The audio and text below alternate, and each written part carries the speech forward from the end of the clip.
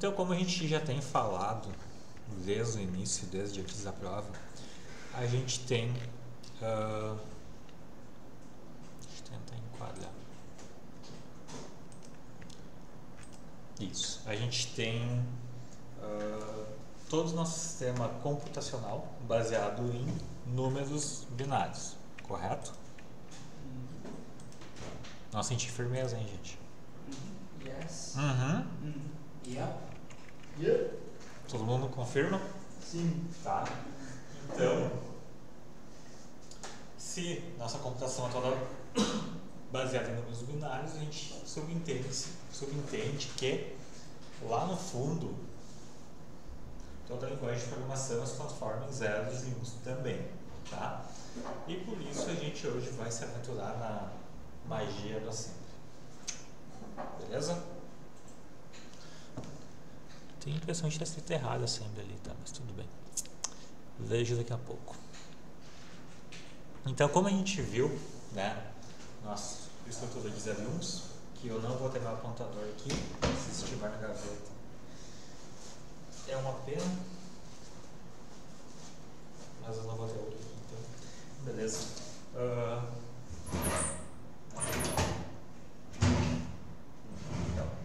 Tá. Esse aqui, na foto ao lado, é um pequeno modelo de um processador, tá? Na parte de cima, a gente tem a CPU, que é todo aquele bloco grandão. Na parte de baixo, a gente tem os inputs e outputs, né? Então o sistema, basicamente, todo computador basicamente vai ser formado por uma unidade de processamento, que é a CPU, uma unidade de I/O, né? Entrada e saída, e uma unidade de memória. Beleza? Faz sentido para vocês? Então, é isso que vai formar qualquer computador, qualquer unidade de processamento, afins. A gente pode ter caso que a entrada e saída seja mais volutuosa, pode ter sistemas que talvez tenham uma memória muito pequena, mas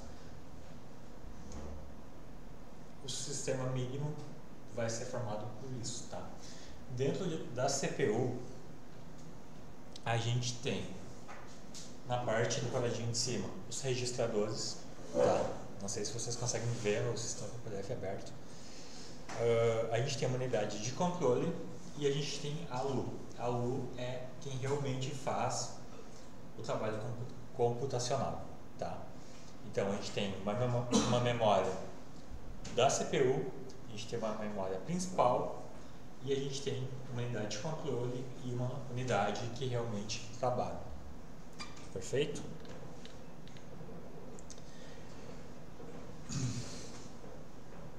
Aqui a gente tem uma estrutura um pouco mais quebrada do que seria uma estrutura de um processador, tá? Então a gente vai ter uma memória que sem o apontador eu não vou conseguir apontar para vocês, tá? Mas os dados eles são lidos da memória, passam por toda a unidade de processamento e depois esses dados podem ser enviados para dispositivos externos ou podem ser salvos novamente na memória, tá?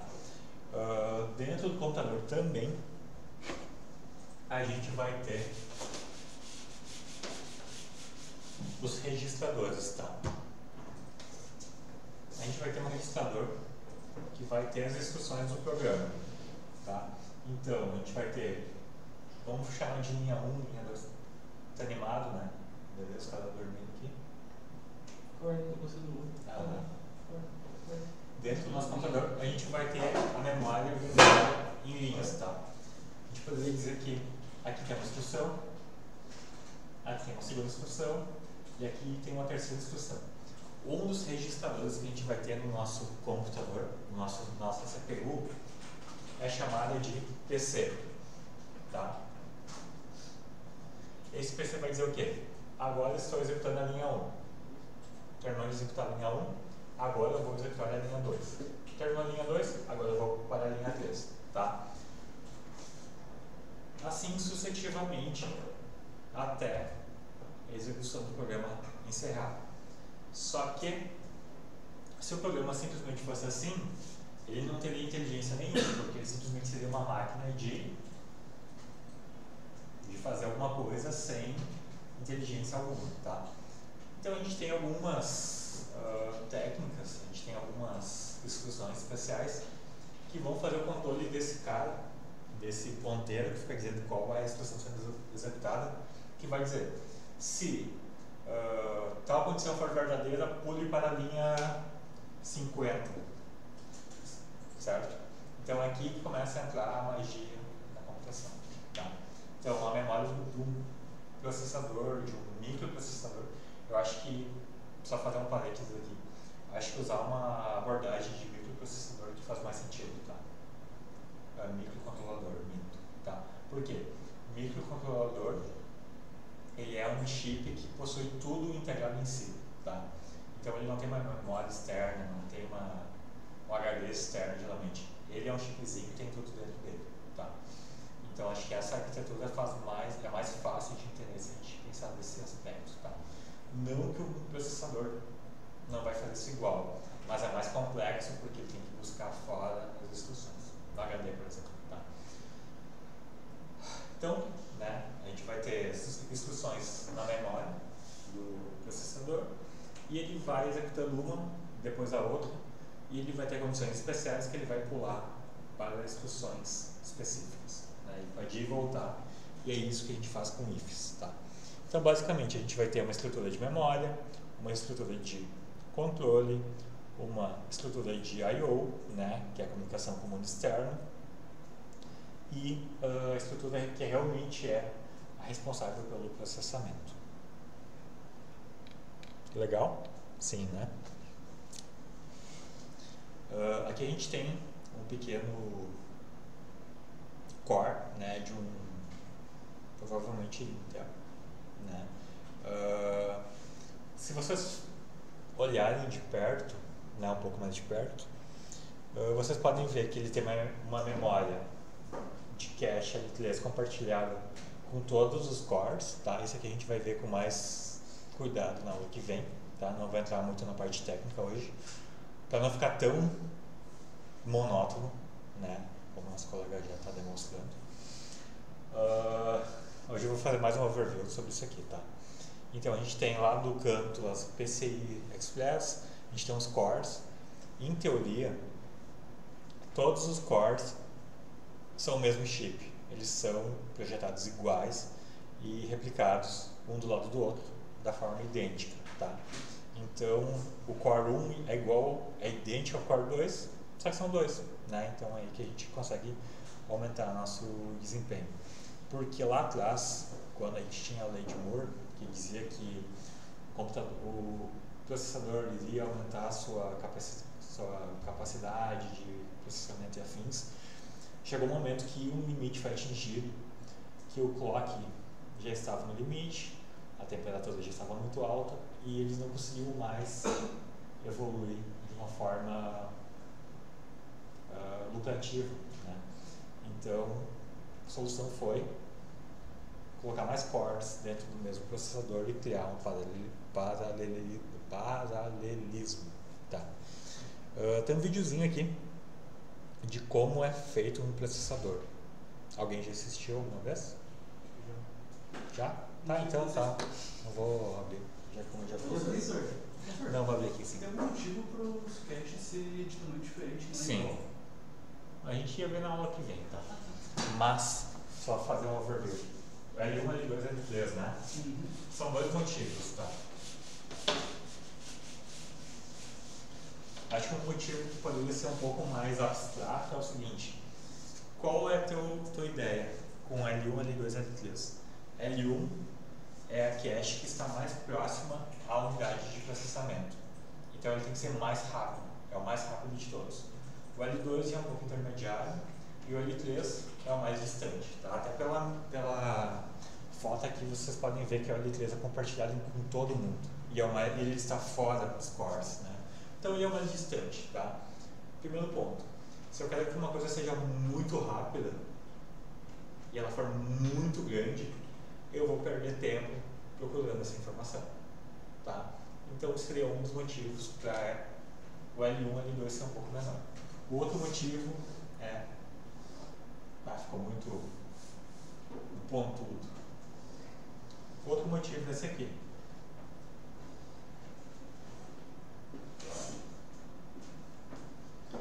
L1.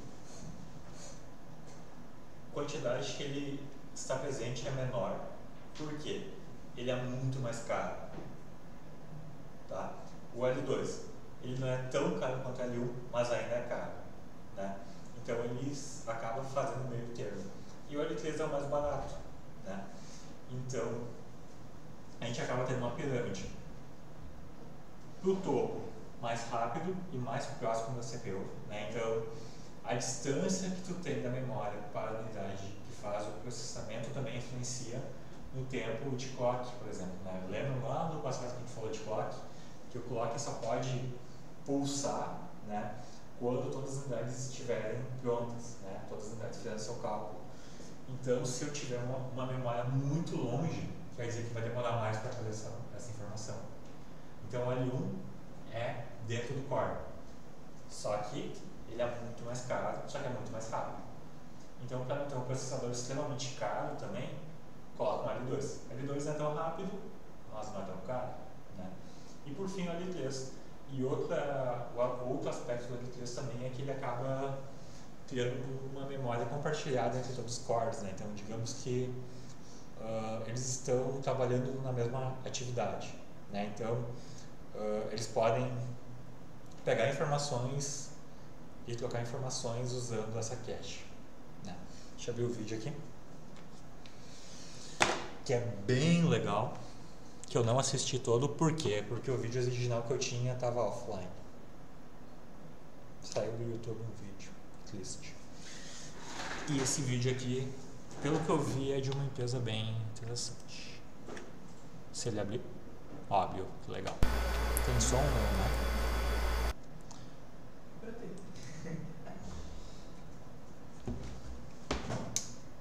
Tá. Como eu comentei, o vídeo original era um pouco mais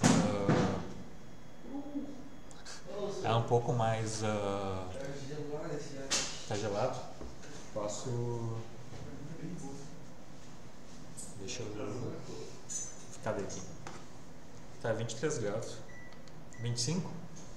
Tá bom? O vídeo original era mais... como é que eu posso dizer? Mais... infográfico. Não sei, era um pouco mais desenhado, tá? E esse aqui é de uma empresa. Todos os chips começam com uma matéria-prima muito simples: areia. Areia é feita principalmente de dióxido de silício ou sílica. Silício é o segundo elemento mais abundante na crosta terrestre, mas só é encontrado como um composto com oxigênio. Processos químicos e físicos complexos são necessários para garantir que os cristais de silício atendam aos altos padrões de produção que requerem os chips. Para converter areia de sílica em silício, a areia é combinada com carbono e aquecida a uma temperatura extremamente alta para remover o oxigênio. Uma série de outras etapas são necessárias para criar o produto finalizado, ou seja, uma barra de silício monocristalino extremamente puro chamada de tarugo, com somente um átomo de impureza para cada 10 milhões de átomos de silício. Tarugos de silício são fabricados de um de puro chamado de... Nós estamos fazendo só estão cheirando aqui. Posso tentar arrumar, mas ok. Daí, quando esse silício, essa areia está derretida, né, em chamas vermelhas,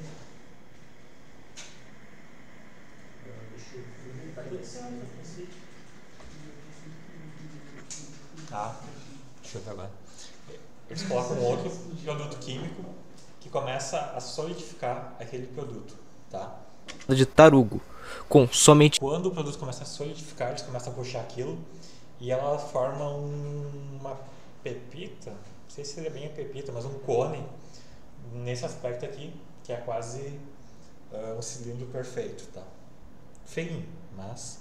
somente um átomo de impureza para cada 10 milhões de átomos de silício. Tarugos Perfeito, eles pegam e cortam aqui no de silício são fabricados em uma faixa de diferentes diâmetros. lâminas. Não sei porque não tem volume ainda. Vê se não tá com um mixer ou alguma coisa. Talvez, né? Vamos ver.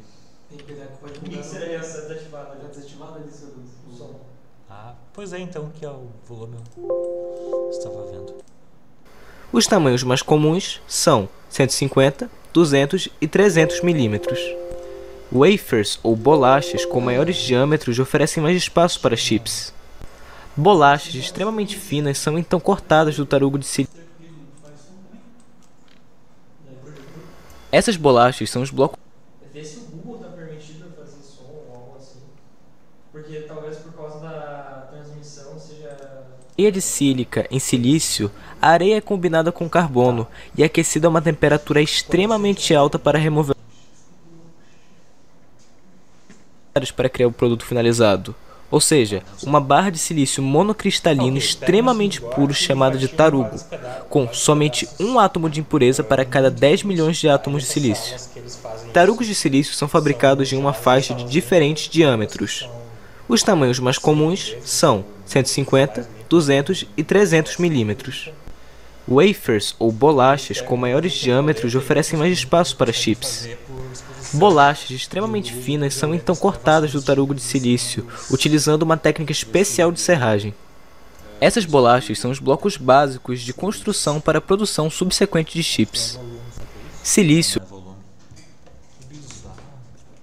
produzir eletricidade e também atuar como isolante. Sua estrutura atômica se parece com isto. Todo átomo de silício tem 4 elétrons externos. Não há portadores de carga livre. Como resultado, o silício puro monocristalino não é condutor à temperatura ambiente. Para permitir que se torne condutor, significa que ele pode conduzir eletricidade e também atuar como isolante. Sua estrutura atômica se parece com isto. Todo átomo de silício tem 4 elétrons externos. Não há portadores de carga livre. Como resultado, o silício puro monocristalino não é condutor à temperatura ambiente. Para permitir que se torne condutor, pequenas quantidades de átomos específicos são adicionados como impurezas à bolacha. Esses átomos de impureza devem ter um número de elétrons externos que seja 1 a mais ou 1 a menos que o de silício. O silício está no 14º grupo da tabela periódica. Isso significa que os elementos da 13ª ou da 15ª camada devem ser usados nesse processo conhecido como dopagem. Boro e fósforo são os elementos mais adequados nesses grupos. Eles estão muito próximos do silício na tabela periódica e fora isso têm propriedades muito similares. Fósforo do tipo N-condutor, tornando o material deles a controlar as tensões das correntes elétricas, e eles são, de longe, os mais importantes componentes dos circuitos eletrônicos. Cada transistor em um chip contém as camadas construtivas P e N, feitas em cristais de silício. Eles também têm uma camada adicional de óxido de silício, que atua como um isolante, e uma camada de polissilício eletricamente condutor é aplicada no topo. Cada transistor tem 3 terminais. O do meio é ligado ao gate, que é o polissilício eletricamente condutor. Se uma carga elétrica é aplicada somente aos 2 terminais mais externos, a eletricidade não poderá fluir enquanto o transistor estiver bloqueado. Isso, entretanto, muda se uma carga adicional é aplicada ao terminal do meio. Elétrons da camada P são então puxados em direção ao terminal do meio e ficam acumulados na área de fronteira entre o cristal de silício e o óxido isolante do gate, ligado e desligado. Mas como essas camadas são criadas na bolacha? O processo de fabricação de chips de uma bolacha de alguns milímetros quadrados de altura triado em um ambiente livre de poeira, filtragem, abastecimento e uma sala limpa, portanto, devem ser extremamente sofisticados. O revestimento cria uma camada sensível à luz. A bolacha é então exposta à luz através da máscara fotográfica em máquinas especiais de exposição, conhecidas como steppers. Durante esse processo, áreas do tamanho de uma montanha-russa da perspectiva do chip, conhecida como rectangles, são usadas para transferir os complexos modelos geométricos do projeto do chip para a bolacha de silício. A área exposta do modelo do chip é reagida, revelando a camada de óxido abaixo. A parte não exposta permanece como estava, protegendo a camada de óxido. Depois disso, usando químicos ou plasma, a camada exposta de óxido é corroída nas áreas que reagiram. Com corrosão de plasma, gases especiais se ligam ao substrato a ser removido na câmara de reação. Isso permite que camadas microscópicas sejam removidas das lacunas que foram expostas e reagidas na etapa anterior. Uma vez que o resíduo fotorresistente foi removido e a bolacha foi limpa, capazes permanecem como estão após o processo de corrosão, providenciando um ponto de contato com as camadas subjacentes. Para dar a camada de isolamento acima das interconexões o acabamento liso que se faz necessário, um processo mecânico-químico é usado para polir o excesso de material com precisão micrométrica. Esses processos individuais, dependendo do tamanho e do tipo do chip, a bolacha vai conter qualquer coisa de bolacha, porque a fabricação é sempre deixada entre os chips individuais. Estruturas de teste. O estágio final de fabricação é a montagem. Aqui, os chips individuais são colocados em um encapsulamento e os terminais são conectados. O resultado é um dispositivo semicondutor finalizado, que pode ser montado em placas de circuito usando diferentes tipos de terminais. Mais de 1000 contatos de conexão podem ser feitos. Aqui estão alguns exemplos de encapsulamentos de semicondutores já feitos. Encapsulamentos especiais mais largos são utilizados para semicondutores de potência, destinados a aplicações como trens, carros elétricos, painéis solares, turbinas de vento. Estes semicondutores de potência são projetados para chavear correntes elétricas de até várias centenas de amperes e tensões na casa dos milhares. Chavear nestes níveis gera altas temperaturas, e este calor deve ser dissipado via áreas de resfriamento integradas no encapsulamento.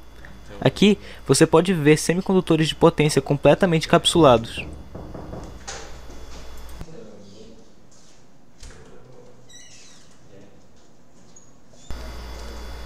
Tecnologias de ponta são usadas para testes em cada etapa do processo de fabricação, para garantir os mais altos níveis de qualidade eletrônica usado para... Afinal, consome menos. Eu sei que essa Infineon aqui, ela faz aqueles cartões Muito obrigado por terem visto o vídeo até aqui. Desde já aviso que ver se algum outro vídeo tem som aqui. Tá, eu acho que o som não vai. Você já se perguntou como é que funciona os microprocessadores? Como é que funciona esses chips? Tá. Tem um monte de vídeos sobre isso na internet. Então, tá, mas de fato é alguma coisa sensacional. A final e depois Bem interessante mesmo. $30.000 por um wafer, que é aquele redondo, tá? $30.000 é muito pouco, é o dobro do que era na tecnologia anterior. Esse é o processo de 2nm, tá? De 2 nanômetros. Esse aqui é o processo de 2 nanômetros. Ela é praticamente o dobro do que era na versão anterior. Isso aqui vai ser ainda tecnologia que vai sair nas máquinas no futuro, tá? Então, e já tem tecnologia de 1 nanômetro, tá? 1 nanômetro já está se pensando em fazer tecnologia de menos de 1 nanômetro. Bom, então a TSMC aqui, né? A fabricante dos chips, ela fala que o nanômetrozinho que está sendo poderosas mais tecnológicas do mundo, tá? Não vai ter som, lamento. Mas recomendo que assistam esse vídeo com som. Tá? Todos os chips começam com uma matéria-prima muito simples: areia. Areia é feita principalmente de dióxido de silício ou sílica. Silício é o segundo elemento mais abundante na crosta terrestre, mas só é encontrado como um composto com oxigênio. Processos químicos e físicos complexos são necessários para garantir que os cristais de silício atendam aos altos padrões de produção que requer. Deixa eu fechar aqui. Tá. Perdi meu slide. Perdi mesmo, acho que fechou. Deixa eu abrir de novo. Não abriu. Saúde. Não abriu. Abriu, tá? Eu vou baixar o som, porque daqui a pouco ele sai algum som em algum momento. Tá? Beleza. Tá, então aqui a gente tem um core. Tá? Imagina que isso aqui é um die daqueles, né? É minúsculo. E mesmo assim tem milhões, bilhões de transistores. Tá? Aí voltando para o nosso mundo mais pautável. Tá? Se tudo que a gente estuda é 0 e 1, a programação também vai ser 0 e 1, né? Então aqui a gente tem um modelo hipotético, tá? Isso aqui não é de fato uma instrução válida, mas imagina que a gente quisesse construir uma linguagem de programação, tá? O que a gente faria? Como é que a gente conseguiria construir uma linguagem de programação usando zeros e uns?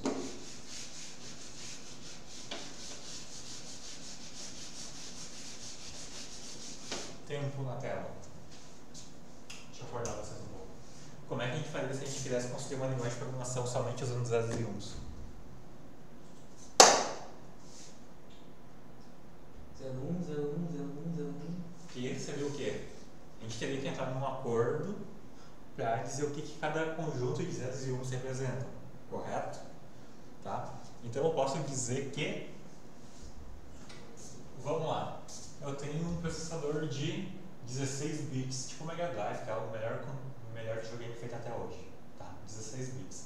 Quer dizer o quê? Ninguém discorda, não, né? Super Nintendo, mas eu vou ficar quieto. Tá? Vamos pegar um cara mais simples, 8 bits, porque é mais fácil desenhar aqui, tá? Qual que tem 8 bits? Dynavision? Nintendinho, eu acho. Nintendinho, tá? Game Boy. Tá. Vamos supor um processador de 8 bits. É, sim. São o quê? 0, 0, 0, 0. A memória, né? Aquela memória que eu falei lá no início, estaria organizada dessa forma aqui. Isso aqui é uma instrução e tem inúmeras linhas delas na memória, tá? De fato, a memória vai ter realmente uma cara mais de tabela, tá? Fisicamente ela é construída dessa forma porque ele acaba ativando linhas e lendo as colunas. Né? Bem interessante, tá? Mas, ok.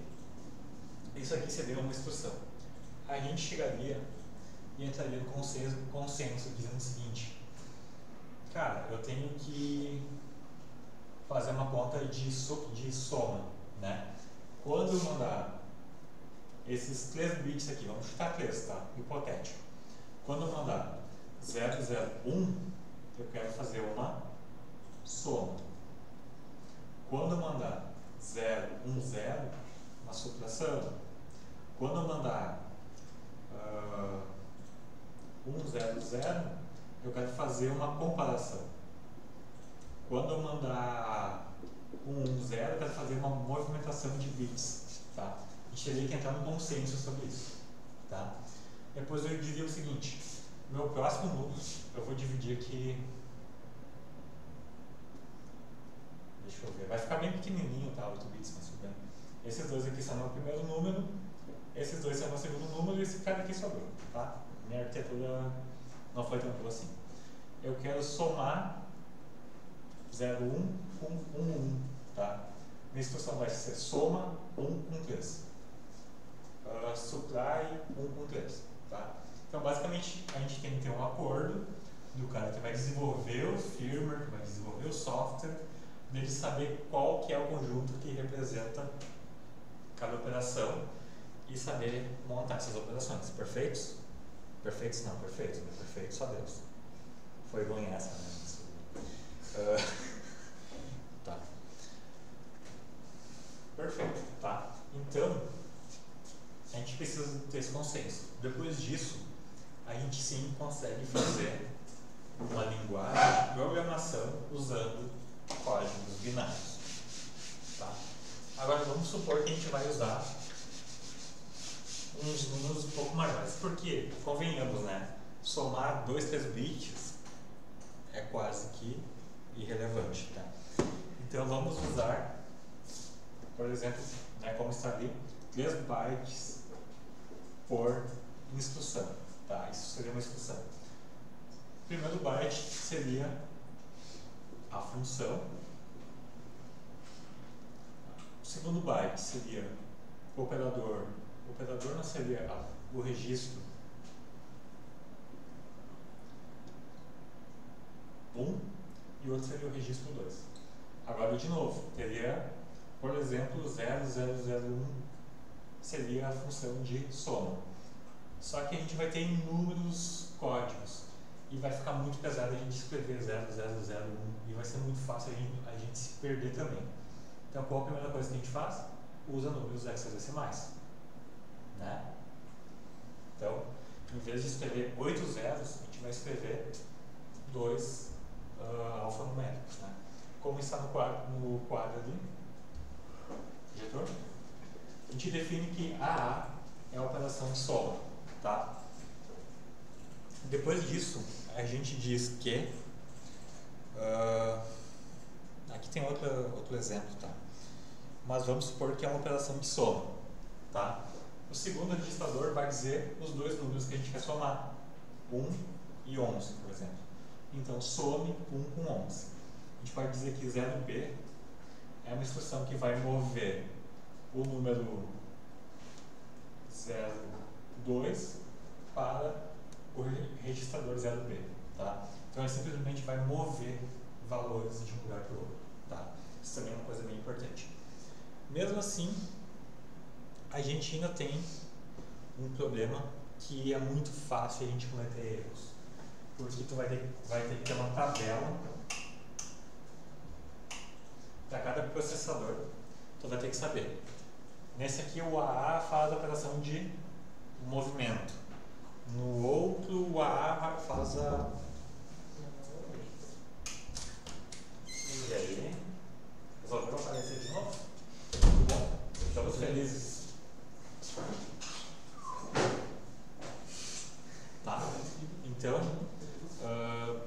imagina que vão existir inúmeras fabricantes pelo mundo todo e nem sempre elas vão ter consciência de dizer que 0AA é operação de movimento. Pode ser que alguma defina que o AA seja supração, tá? Então, a gente teria uma calamidade gigante toda vez que você quisesse trocar de processador de fabricante, até de um modelo entre si, tá? E é aí que surgem nossos mnemônicos. Não sei bem a pronúncia, tá? Mas, em vez de a gente usar o código hexadecimal, a gente começa a usar textos que representam o que a operação faz. Por exemplo, MV para mover, sum para somar, sub para subtrair, multi para multiplicar. Então começa a criar padrões que vão ser utilizados até hoje, né, na linguagem assembly, tá? Também aqui tem um exemplo hipotético, tá? Mas a gente estaria transformando números binários, hexadecimais, né, para códigos já um pouco mais compreensíveis para nós, simples humanos, tá? Se vocês, em algum momento da vida de vocês, tiverem muita vontade, muita curiosidade ou tempo para se divertir e tentarem pegar um programa compilado e ler o assembly dele, né? Vocês vão chegar a esses níveis aqui, né? Ver todo o código binário, hexadecimal, e dependendo da ferramenta que vocês usam, vocês conseguem ver quais são as operações efetuadas. Só que aí já entra a questão de a ferramenta tem que conhecer para qual arquitetura aquele código foi processado, compilado, desculpa, tá? Legal, né? Sim. Então, né, só esse MV, sum, sub, eles são símbolos que representam nossas operações. Deixa eu ver. Aqui tem um textão, tá? Que basicamente ele fala o seguinte. Deixa eu pegar o fio da meada aqui de novo.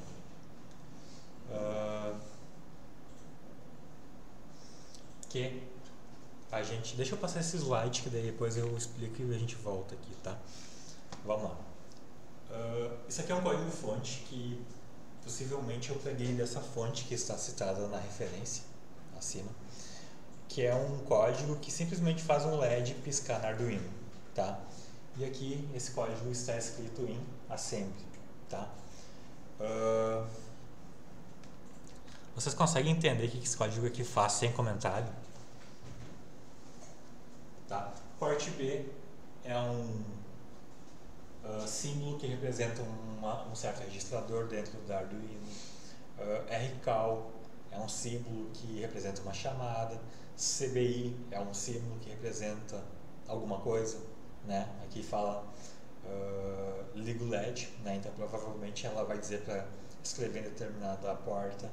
RJMP é uma instrução de pulo, tá? Mas sem os comentários, isso aqui é legível? Não, né? A não ser que você durma dentro de assembly, talvez seja legal, mas senão não, tá? Esse código aqui acende um LED? Não. Esse código aqui, o que ele faz? Ele desliga o LED, ele chama uma função que espera 5 segundos ou 500, meio segundo, tá? Desculpa, e depois volta a ligar o LED, tá? Depois espera mais 500 ms, tá? Depois volta para o início, né? Esse jump aqui volta para o início, tá? O que falta? Falta a função que espera 500 milissegundos, tá? Então o código todo é isso aqui, mais esse código aqui que é mais feio ainda, tá? Certo? Isso aqui é fácil de programar? Não, né? É fácil de se perder no meio? Muito fácil, tá? Então todo esse código aqui, ele pode ser traduzido nessas 4 linhas aqui, né? Digital write 5 high, delay 500 ms, digital write 5 low, delay 500 ms. Todo aquele código assembly a gente pode escrever nessas 4 linhas aqui. Mais fácil, mais bonito, mais fácil de dar manutenção, de entender o que está acontecendo. Tem outra questão também, que nesse caso aqui, delay 500, ele vai esperar 500 milissegundos, tá? Só que esse tempo, ele depende do clock do microprocessador, do microcontrolador. Quando a gente está trabalhando em assembly, a gente tem que conhecer a parte física também para saber qual que é o delay, de quanto em quanto tempo aquele clock pulsa para saber fazer um contador, né? Quando a gente já usa uma coisa mais pronta, alguém já se preocupou com isso, né? Então não precisa ser a gente. Claro que se a gente estiver usando num circuito diferente, não vai funcionar, né? Mas supondo que Arduino é uma coisa comercial, que vai ser sempre igual, isso aqui funciona, tá? Mas como a gente faz essas 4 linhas aqui funcionarem num código que interpreta só linhas de comando em assembly? Como a gente traduz isso?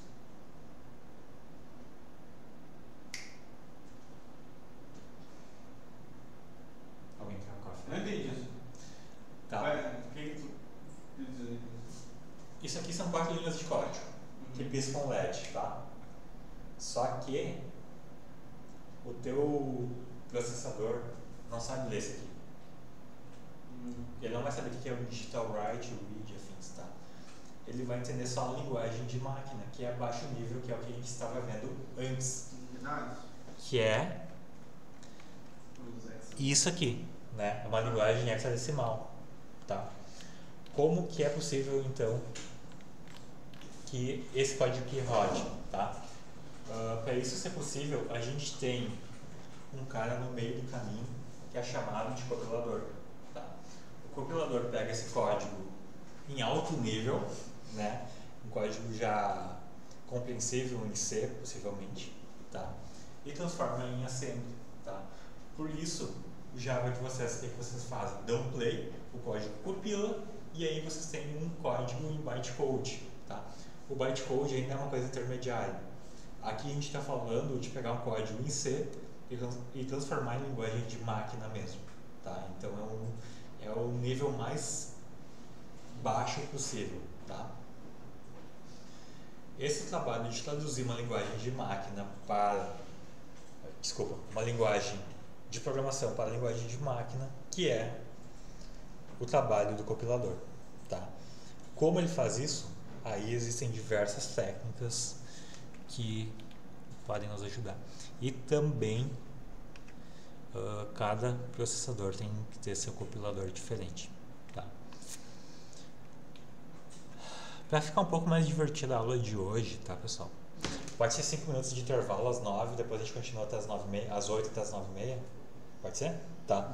Então, como? 5 minutos de intervalo e meia hora. 5 minutos de intervalo para pegar um café e a gente termina a aula 9h30, só que sem um intervalo de 20 minutos. Tipo, só um minutinho para pegar um café. Aí só fumar um cigarro, senhor, não tem café. Tá bom. Tá bom. Termina o cigarro em 5 minutos? Sim, né? Não. Lembrando que Que ele termina a carteira em 5 minutos. Eu fumo uma carteira se me deixar. Mentira, não é pra tanto. Vou ter que estar louco aí. Tá. Então, quando a gente fala em linguagens, em C, em Java, em PHP, lá no fundo, roda tudo em Assembly. Tá?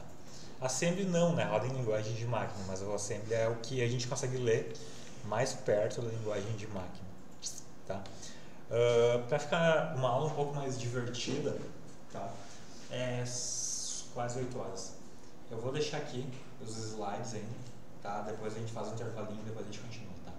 Mas a ideia hoje é a gente usar um simuladorzinho de programação assim, bem legal. Eu dei uma pesquisada em outros simuladores e eu não achei nenhum outro tão legal quanto esse aqui, tá? E eu pesquisei por uns 20 minutos, não achei nenhum outro tão legal, tá? Esse simulador que eu gostaria de usar com vocês, ele não é assim tão realista, tá? Ele não é tão pesado quanto seria um simulador real, porque, vamos lá, um processador normal hoje em dia deve ter centenas de instruções. Então, não tem como a gente ver numa disciplina só, na verdade, talvez nenhuma vida só, cada uma dessas instruções e como elas funcionam em conjunto para fazer alguma coisa funcionar, tá? Então a gente pega um modelo simplificado que pode ser utilizado como base para qualquer outro exemplo de compilador de processador, tá? Esse cara aqui se chama Microprocessor Simulator for Students, tá? Eu realmente olhei outros simuladores e não gostei nenhum dos outros tanto quanto desse aqui, tá? Eu vou passar o link para vocês, o link está nos PDFs, mas eu vou deixar lá de fora também e depois vocês podem baixar, tá? Mas em resumo, tá? O que ele oferece para nós, tá? Ele é muito legal. Deixa eu ver se estou gravando isso aqui. Bah, eu tô com tanta ênfase, né? Ele é muito legal, tá? Ele tem um elevador, então vocês vão sair daqui para fazer um elevador, pode mandar e-mail lá para o pessoal que faz elevador dizendo, ó, eu faço elevador também, tá? Vocês vão poder fazer semáforos, vocês vão poder fazer aquela coisa ali que eu não sei o que é, parece um termômetro. É um motor de passo, tá? Se eu não me engano é um motor de passo. Mas jogos de azar também, mas, né?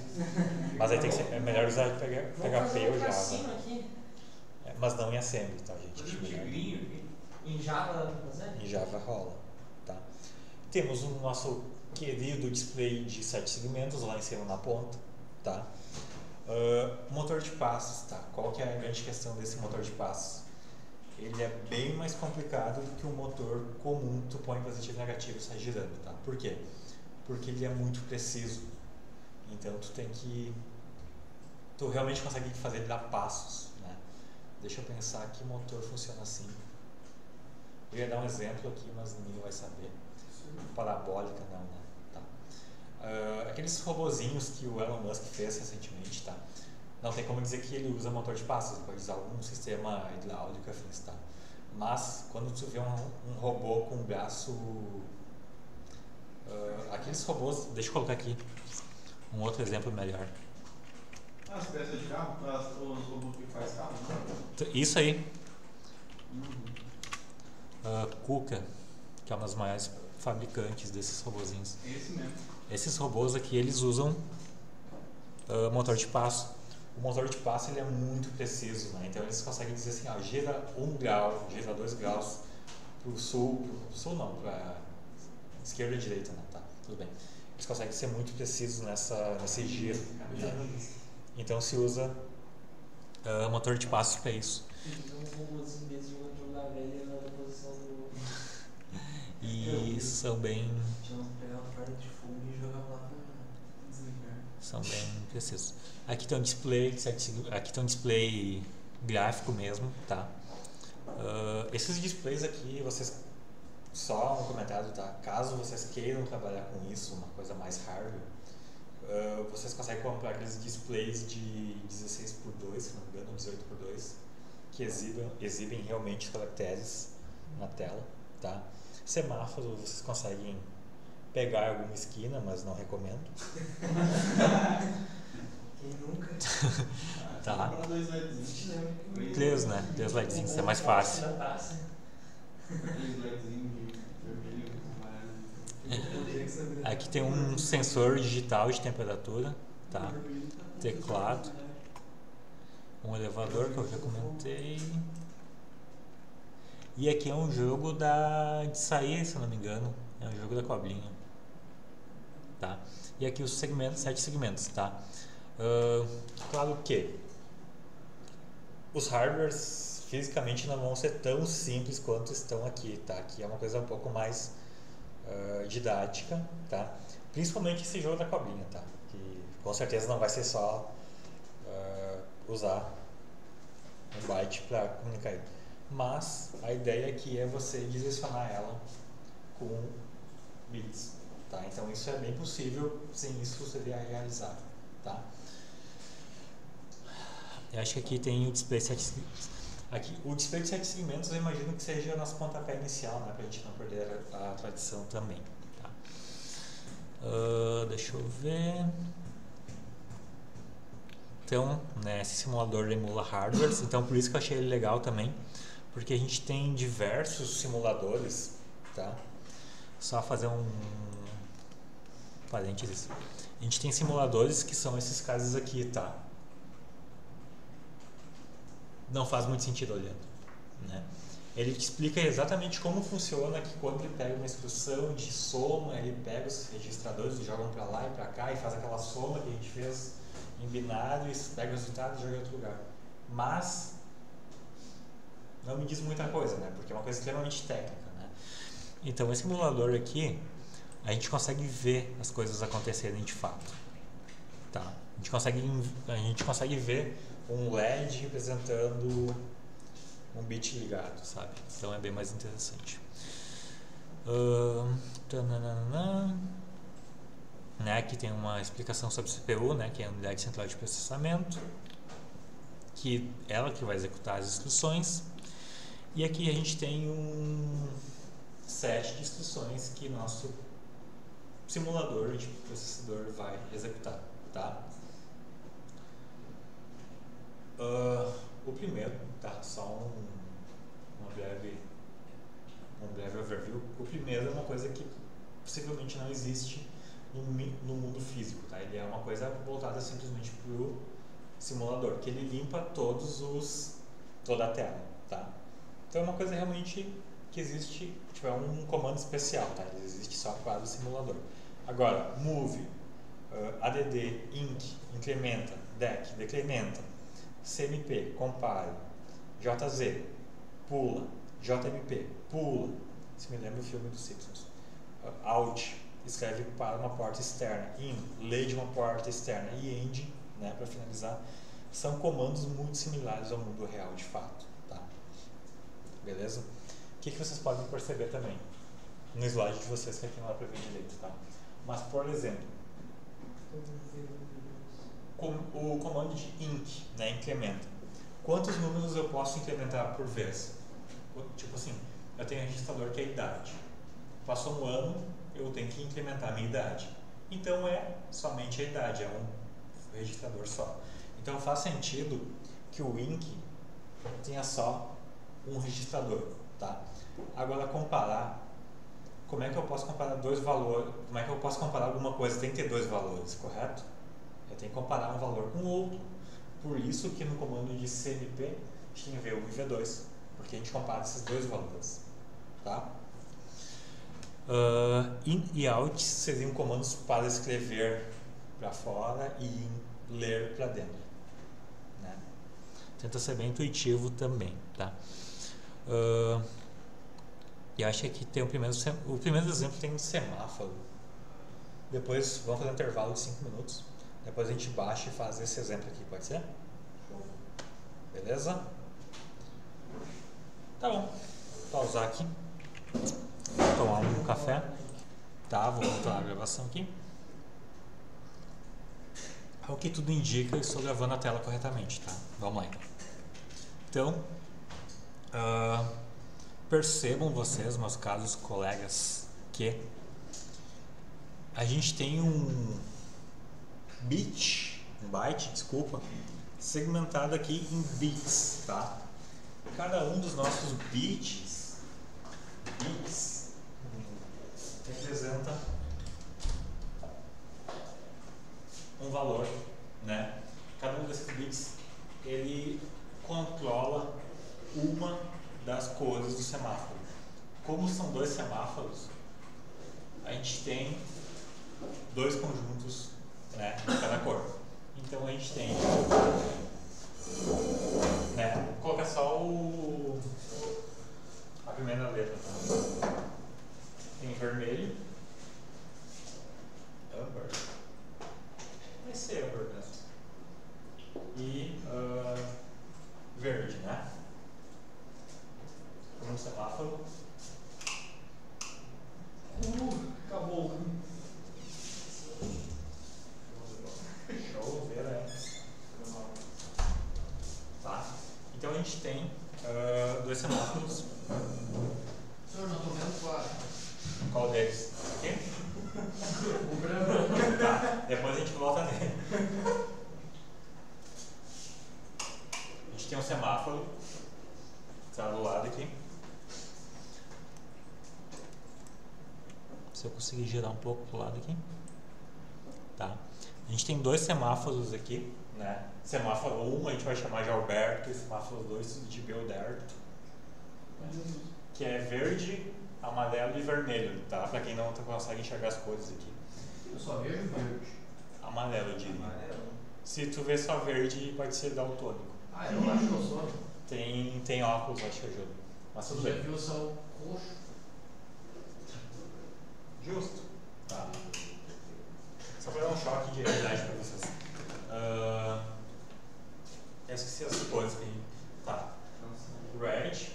Chamar de vermelho, mas ele vai conflito com verde, né? Chamar de red. Amarelo. O pessoal chama de ambar. Professor, só uma pergunta. Sim. Como é que o daltônico sabe quando o sinal tá verde? Eu acho que isso aí é uma prova que o pessoal faz e é complicado. Eu tive um conhecido meu, acho que tu consegue ver pela posição, né? Mas eu tive um colega meu que ele conseguiu passar na habilitação porque ele foi para eliminação, né? Como ele tinha acertado vermelho e amarelo, ele chutou que era verde a próxima cor. Na prova. Mas é que depende do grau de daltonismo.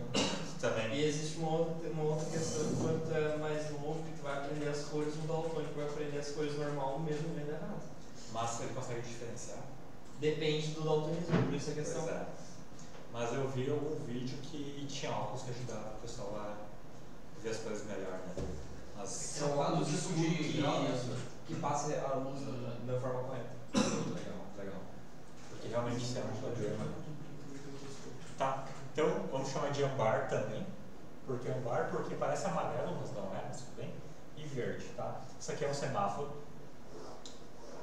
E aqui a gente tem um outro semáforo. Alguém me Um chamou? pouquinho o ar aí, todo congelado. Ligar ou desligar? Não, só aumenta um pouco. Aumenta pra... Subir a... Cara, eu não sei como é que... Já tô congelado, né? Eu não sei como sobe aqui, vamos desligar então. No swing ali. Tem um swing ali. Até tem, eu acho, mas é que Tira as tomadas, tá bom? Porra!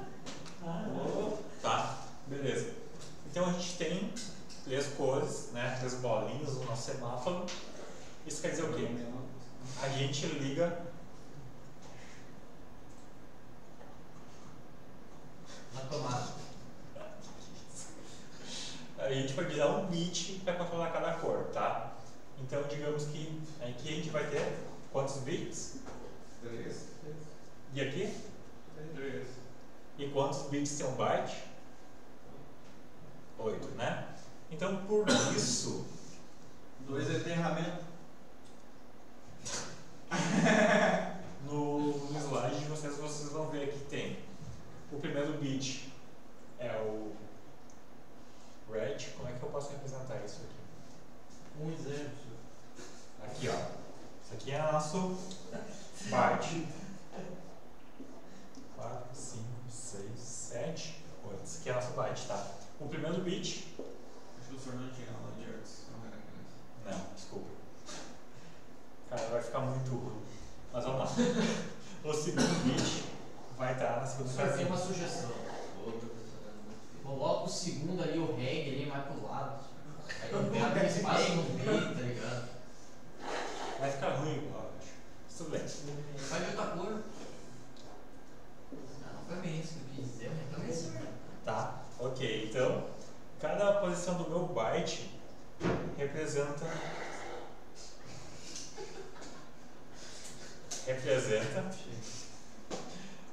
esqueci até representa uma das bolinhas do nosso semáforo, tá? E esses dois últimos aqui sobem, tá? Não, é enterramento.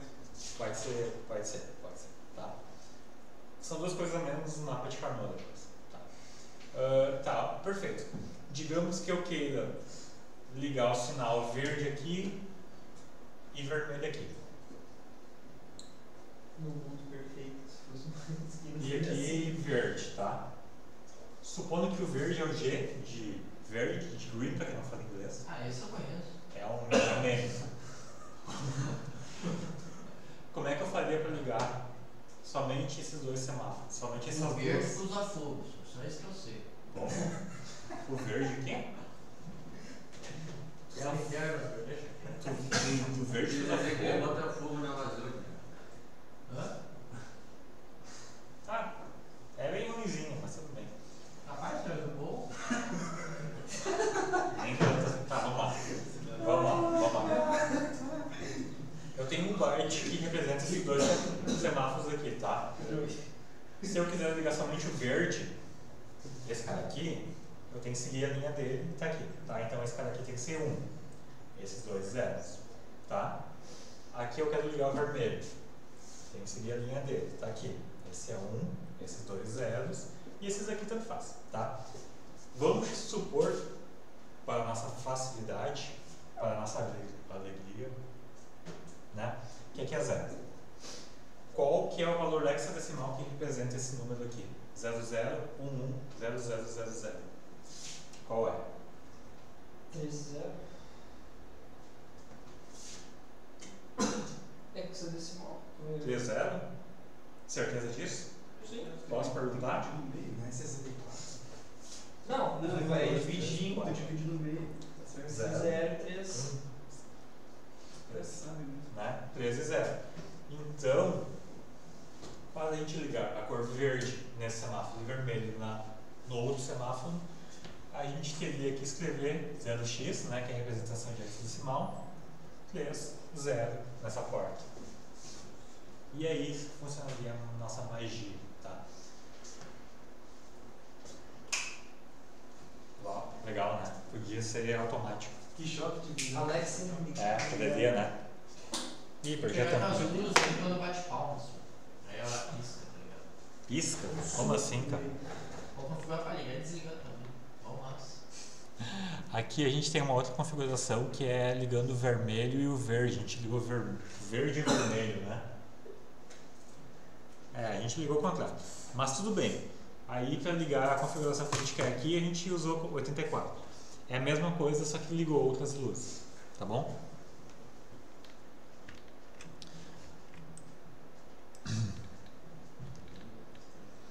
Aqui tem um código, aqui a gente tem nosso display, tá? Algumas considerações sobre o nosso simulador que a gente vai conhecer em breve, tá? Ele possui 7 registradores, sendo 4 de uso geral e 3 de propósito específico. Vou fazer uma dinâmica aí para ninguém dormir. Tá. O que são 4 registradores de uso geral? Quer dizer que são registradores que a gente usa como a gente quiser, tá? São nossos. 3 de propósito especial. São registradores que a gente não faz o que a gente quer, né? Por quê? Boa pergunta. Por quê? Registradores de uso geral aqui. AL, BL, CL, DL. É a letra precedente com L depois, né? Bem legal, eu sei. Agora os registradores que a gente não tem um controle sobre, tá? O primeiro deles é o IP, tá? O IP é o carinha, né? É o contador, também pode ser PC, que ele conta qual é a posição de memória que tu está executando no teu código. Então é esse cara aqui que vai te dizer qual a próxima instrução a ser executada e é ele que faz o controle dos pulos, né? SR, tá? É um registrador de status, tá? E aqui que entra a magia da nossa computação, porque basicamente é tudo matemática, tá? Então, deixa eu tentar colocar em tela toda aqui, tá? Cara, eu selecionei parte do texto, mas não tem como ver, né? Não, né? Fica só um pouco mais escuro. Tá, mas tudo bem. Do registrador de status, tá? A flag Z, ela é um bit que ele se controla sozinho, tá? Não é a gente que controla ele, é ele que muda de status sozinho. Toda vez que o resultado de uma operação for 0, tá? Quando é que eu vou apagar isso aqui que está bem feito. Quando é que nos interessa se o resultado de uma operação é 0? Por que esse cara é muito importante para nós? Respondam, por favor, gente. Por quê?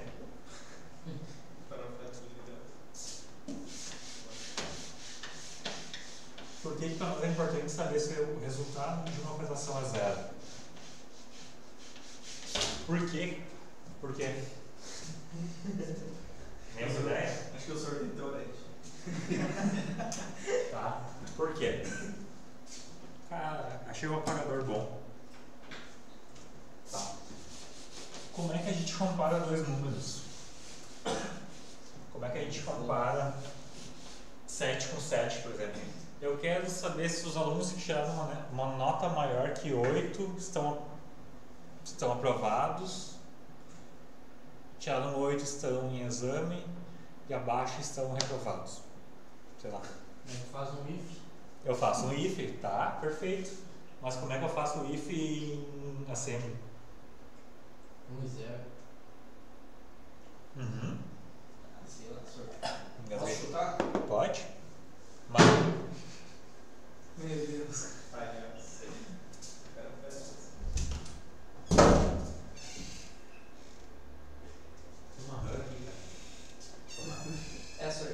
Isso é um teste pra ver se realmente vale o teu salário. tá. Vamos lá. Eu quero saber se o valor de um registrador é 8, por exemplo. 7. Vamos baixar um pouquinho a média. É 7. Eu quero saber se o aluno tirou 7. Como é que o computador faz isso? Inteligência artificial? Não. Tá? 7 é um número. Tá? Fique bem claro isso, que 7 é um número. Tá? Eu quero saber se a nota do nosso amigo Pedro, tem algum Pedro aqui? Não? Então do Pedro. Thiago, só bota Thiago. Pedro. A nota do Pedro foi 7 também. Eu quero saber se a nota do Pedro é 7. E ela foi 7. Eu sei disso, mas o computador não sabe ainda. Tá? O que ele faz? Ele faz a minha variável de comparação menos a variável que eu quero comparar. Então 7 menos 7? 0. Quando o resultado de uma operação é 0, a flag Z seta para 1. Então, se eu fizer 7 menos 7 e a nota for igual, eu sei que o Z é 1.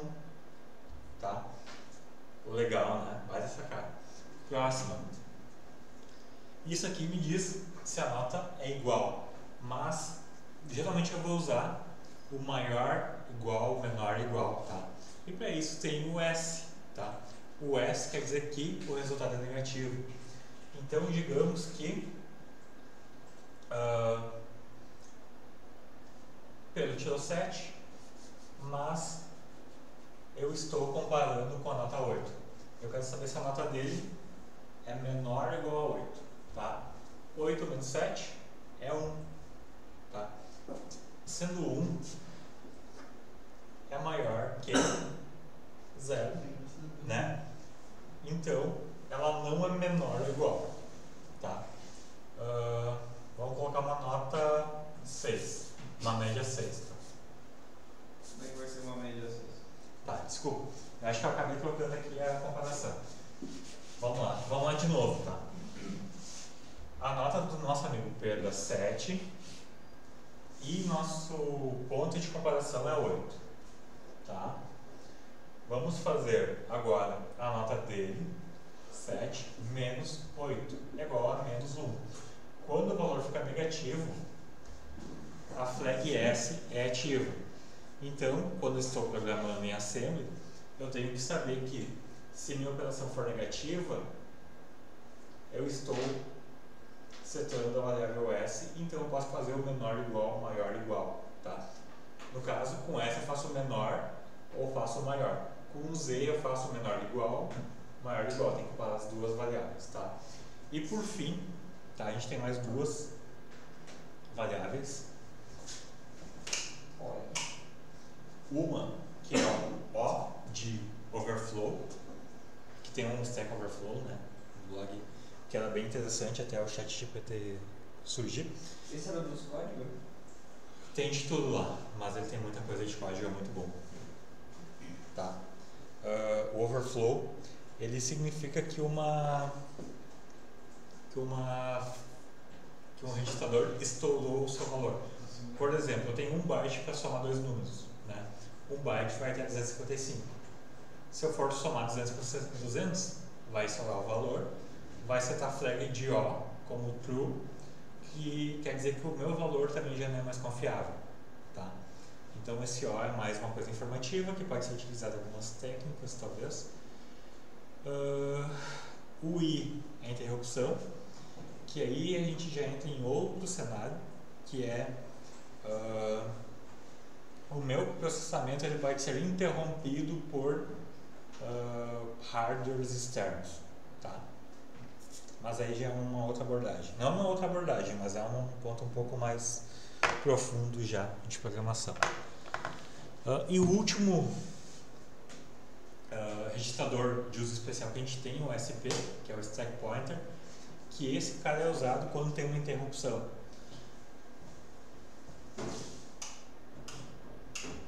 Tá, fica mais calmo. O que é uma interrupção em código fonte, tá? Quando a gente trabalha com computadores de fato de alto nível, a interrupção é uma coisa primordial que acontece o tempo todo, tá? Ninguém mais se importa. Quando a gente trabalha, por exemplo, com uma Arduino da vida, a interrupção acaba sendo uma coisa bem mais crítica, porque a gente está trabalhando com um recurso muito limitado. Porque tu imagina comparar um Arduino com um processador, né? É uma coisa de 16 MHz para uma coisa de 3.5 GHz, né? Então giga é gigamente maior que megahertz, tá? O que seria uma interrupção? Meu processador estaria executando, passeando no pátio, bem de boas. Aí chega um coelho, chega um teclado USB, né? Chega um teclado USB e diz, ó, o cara clicou no S de sair. O código interrompe a execução aqui. Ele diz que a interrupção I é igual a true, né, foi interrompido, e salva esse ponto aqui em SP. Tá? Salva esse endereço aqui em SP. ele pula aqui embaixo, executa todo o código do teclado, tá pronto? Processou aquela tecla, salvou no R9, ele pula de volta aqui, continua executando, tá? Então, interrupção em código em microprocessadores, que é uma coisa mais crítica, o código está executando, é interrompido, executa outra coisa e volta para aquele ponto, tá? E isso acontece de forma limitada, tá? Em microprocessadores, porque eles têm um limite de quanto armazenamento eles vão ter, né, de quantas interrupções eles vão ter, porque eles podem ter uma interrupção e outra interrupção em sequência. Então tem todo um limite. Computadores não é uma coisa muito crítica mais. Tan, tan, tan, tan.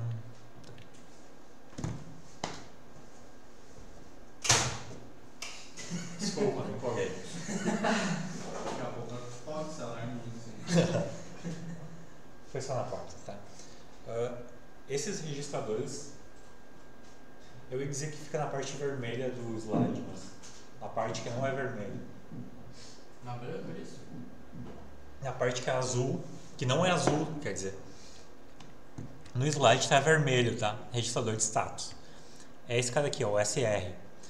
Aqui a gente tem todos aqueles nossos registradores especiais. Aqui temos os registradores de uso comum, que são os que a gente usa, para que a gente quiser. Registradores especiais, né? E aí sempre tem o binário e o hexadecimal do lado, tá? Beleza? Bem legal, né? Eu sei. E aqui embaixo também, ó, ISO-Z, né? Ele está representando qual é a posição desses três registradores, né? Do interrupt, do status, do overflow e do zero. Bem legal. Demais. Exatamente o que diz aqui, né? No próximo slide, que tem o I, S, A, Z aqui representados. Aqui tem uma pequena explicação sobre o Z, que é exatamente o que eu comentei com vocês antes, que para fazer uma comparação, né? Aqui ele vai fazer uma supração, tá?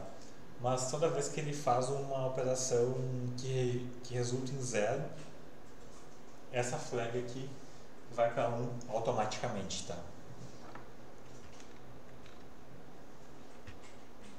E quando o resultado é negativo, o S vai para 1. Deixa eu ver. Aqui tem sobre jump ainda. Aqui tem um exemplo para a gente fazer, tá? Mas eu não vou pedir isso para vocês agora ainda, tá? Mas imaginem a gente, criadores de galinha na fazenda feliz. A gente tem uma estufa. O que vai ter na estufa? Um termômetro e um aquecedor, representado por uma lâmpada, tá? Estufa pra galinha, isso? Claro. Carne, plantar galinha. Tá? Uma estufa para plantar galinha em casa, tá? O que nosso sistema vai fazer? Ele tem um termômetro que fica medindo a temperatura. Quando... Isso aqui é um exemplo que tem lá no simulador, tá?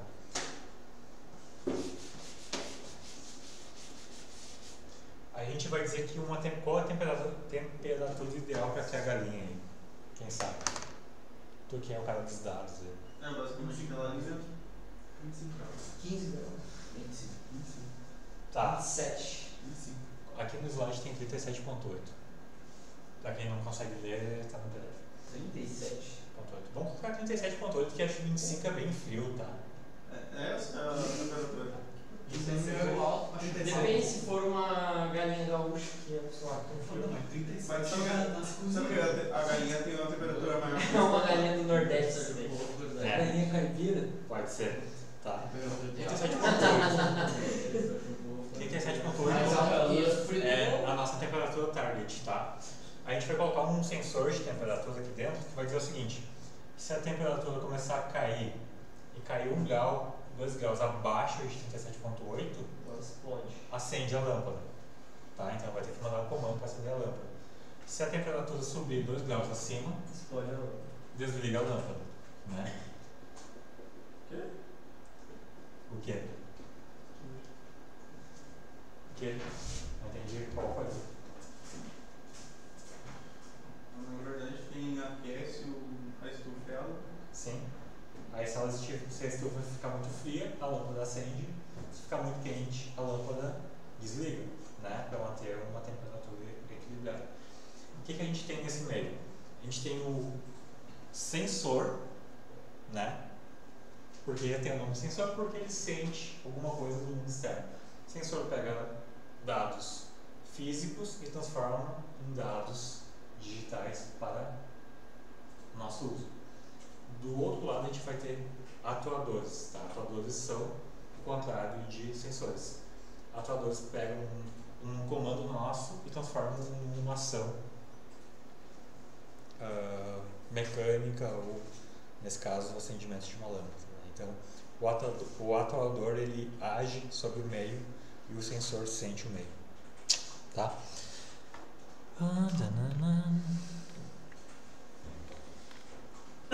Aqui tem uma explicação, né? Que daí a gente usa o CMP para comparar a temperatura. Tem uma explicação sobre jumps, tá? Acho que essa última parte interessante, tá? O que acontece? Tá meio quente aqui, não? Só eu tô achando? Pode ligar de novo, Marcos. Tá bom. Tá pitando aí a estufa. Ah, isso aí. A gente tá na estufa, tá ligando Tá desligando a lâmpada. Tá? Vamos continuar então na nossa estufa. Qual liga? Tá?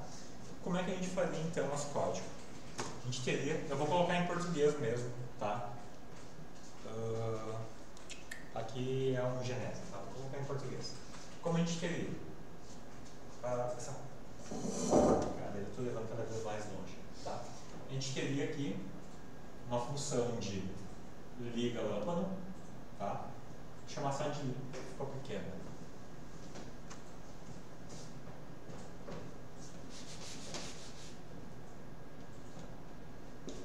Tá? A gente vai ter uma função aqui de liga. A gente vai ter uma função que vai sentir o ambiente. Vai ficar ruim, né? Medir a temperatura. A gente liga a lâmpada, né? Vai ser o comportamento padrão nosso. Liga a lâmpada para dizer que acendeu e ligou o sistema, tá? Ligou a lâmpada, mediu a temperatura. Compara CMP a temperatura medida com o nosso target, tá? Vamos supor que nosso target seja 36 graus, tá? Porque a gente quer saber se está muito frio ou não. Se a temperatura estiver acima de 36 graus, vai comparar com 36. Simplesmente aguarda um minuto, né? Podemos colocar aqui, esperar.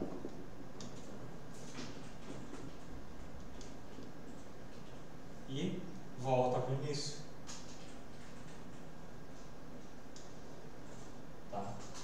Se a temperatura for menor que 36 graus, ele espera e volta para o início. Tá? Vai ficar nesse loop aqui para sempre, a lâmpada continua acesa. Se a temperatura estiver acima de 36 graus, tá? Aí nossa comparação aqui vai acertar aquele Z. Tá? Então, a gente vai ter que dizer assim, ó, quando o Z estiver setado, depende da nossa lógica, pule para a função de desligar a lâmpada. Por exemplo, espere, esperar e espera um tempo e pula de novo para o início. Então ele vai ficar no loop, ele mexe a temperatura, acende ou desliga a lâmpada.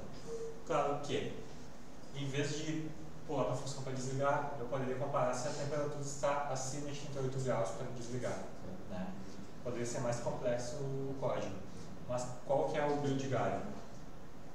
A gente usa a comparação para fazer pulos no nosso código. Tá? Então, se a temperatura estiver 36 graus, eu sigo, senão eu pulo. Tá? É isso que faz o jump. Ele pula o código em situações especiais. Tá? Vamos baixar o emulador, pode ser, pessoal? Falta mais meia horinha. Acho que a gente consegue fazer alguma coisa legal nessa meia hora. Eu vou desligar a luz aqui para ficar só 4. Tá. Deixa eu pensar, eu estou usando o Linux, mas eu consigo rodar também, eu acho. Não, eu estou usando o computador aqui normal. É o Windows, né? Tá certo.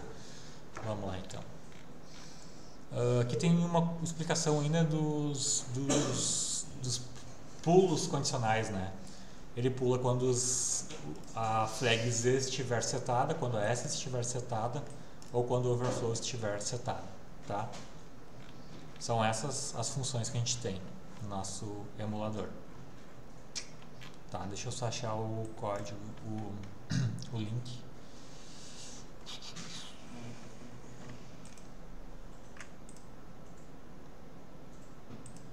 Vai abrir? Abriu. Tá, pelo que os colegas de vocês falaram, esse link aqui não funciona mais. A princípio faz sentido. Tá, eu vou ter que disponibilizar outro link para vocês.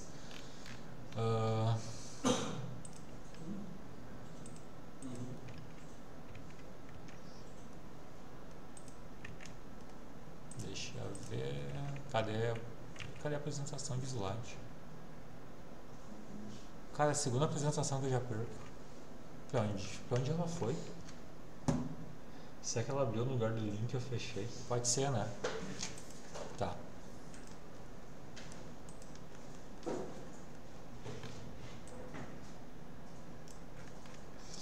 De qualquer forma, tá? Se a gente pegar o nomezinho desse cara aqui, colocar no Google, a gente pega esse primeiro link aqui. Tem outras versões já disponíveis, tá? Pelo que eu vi, mas vou continuar nessa aqui por enquanto. Eu vou pegar esse link aqui e vou colar no virtual, tá? Para vocês.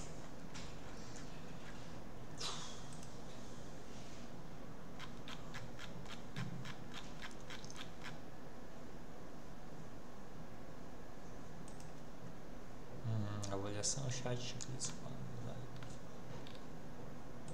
páginas, não. URL.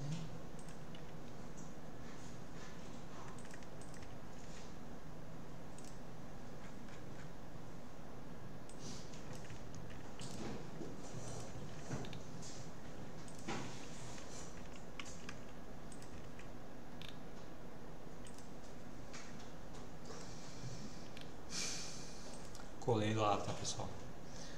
O link para baixar o emulador.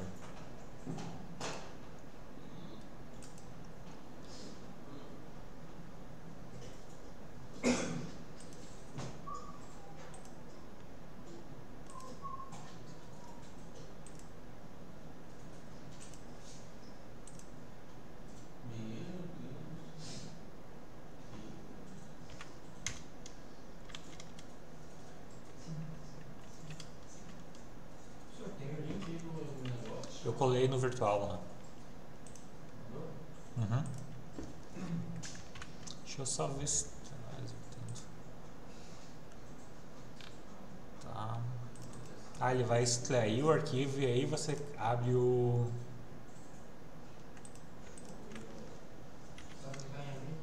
Você clica no link que a gente baixou, ele vai extrair os arquivos e aí sim que ele vai criar aqui um arquivo chamado SMS32V50.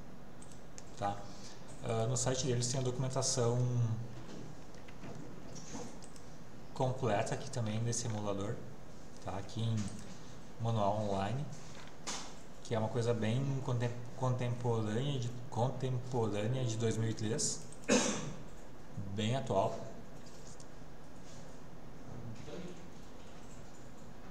First Problem, tá? SMS32V50? Isso.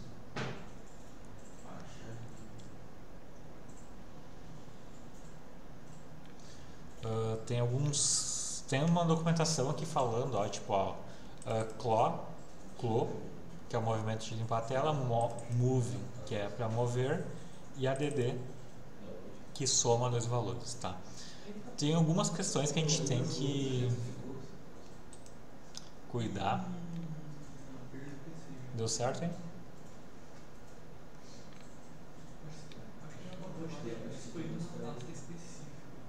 Ele exclui na pasta onde tu baixou, tá? Talvez para 2013 era bem legal isso, tá?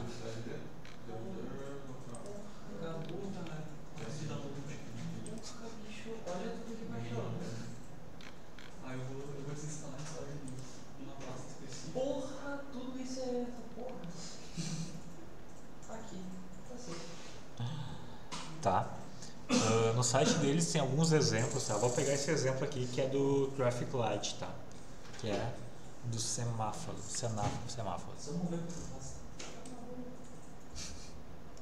Copiar o código como está aqui. Vou abrir o programa, colar o código e dar um play. Enquanto vocês estão aí, já vou rodar. Deixa eu salvar.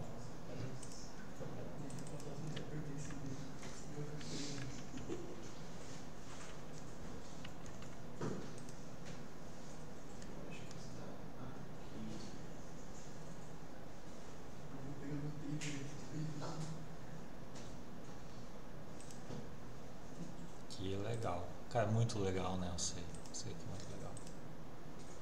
Deixa eu abrir a lupa aqui. Tá.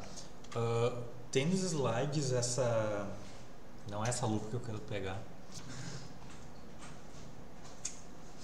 Aqui, ó.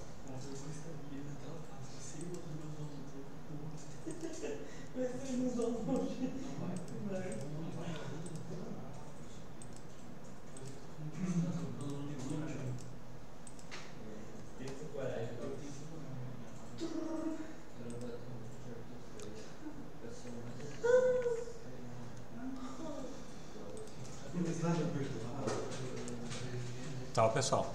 Seguinte, no site oficial deles tem a documentação lá, tá? E eu fui navegando até achar o exemplo de Traffic Light, tá? O mesmo exemplo tem no PDF da aula, tá? Então é só uma forma da gente se alinhar. Quando todo mundo conseguir baixar e rodar e copiar o código também,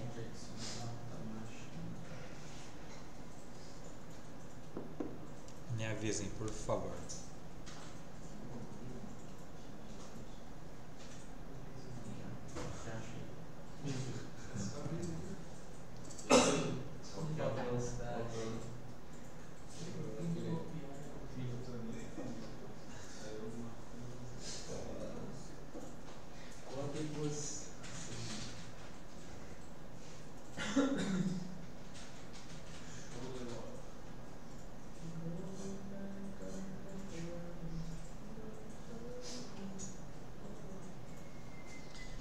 Deu certo aí? Conseguiram achar o exemplo? Não? Não, qual parte? O exemplo tem no PDF também, tá?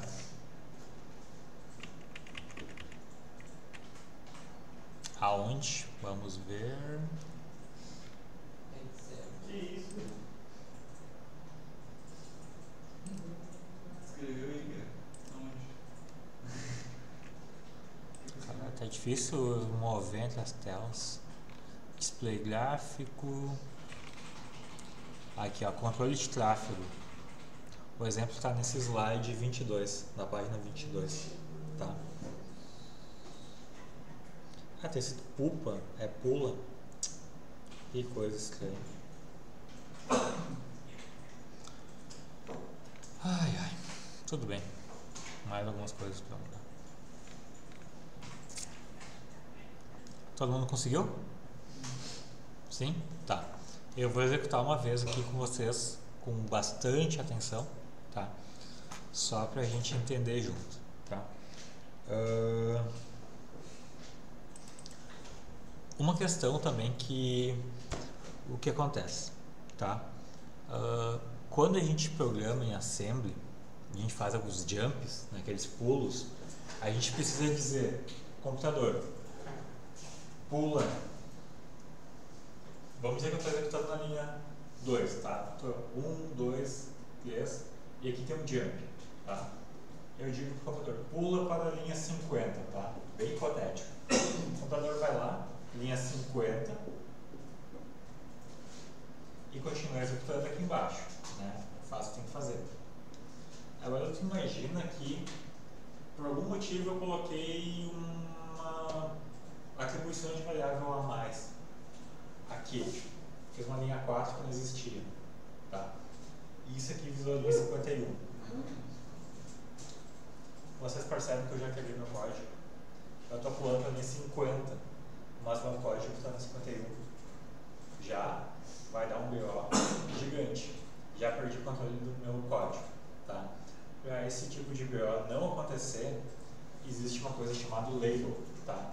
Então eu vou dizer que esse cara aqui é sleep, né? Tipo, sei lá, aguarde 30 segundos. Sleep. Tá? E aqui, em vez de dizer que eu pulo para 50, eu digo que eu pulo para sleep, tá? O que acontece agora? Eu posso colocar quantas linhas eu quiser aqui de código, aqui pode virar 151, por exemplo. Quando eu pular para sleep e meu código copiar de novo, ele sabe que tem que pular para a linha 151, porque estou usando o label para dizer para onde ele pula, tá? É isso que a gente tem no nosso exemplo aqui também, tá? Um label chamado start. O que é o start? Onde começa o programa, né?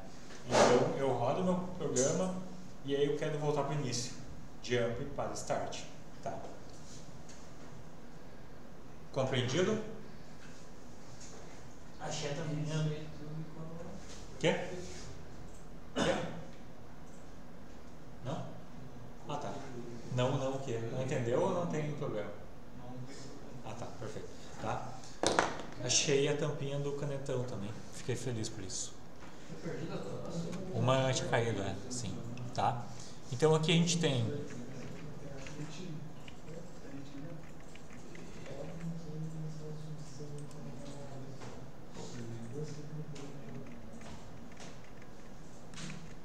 quanta tela? Caraca. Aqui, tá? Eu vou dar um reset no CPU, na CPU, tá? Então tem um botão que zera meu computador. Tá? Eu estou rodando meu código e deu tudo errado. Deu um jump ali para 50 e era para ser para 151, né? Quebrou tudo. CPU reset, tá? Volta tudo. Vamos rodar step por step.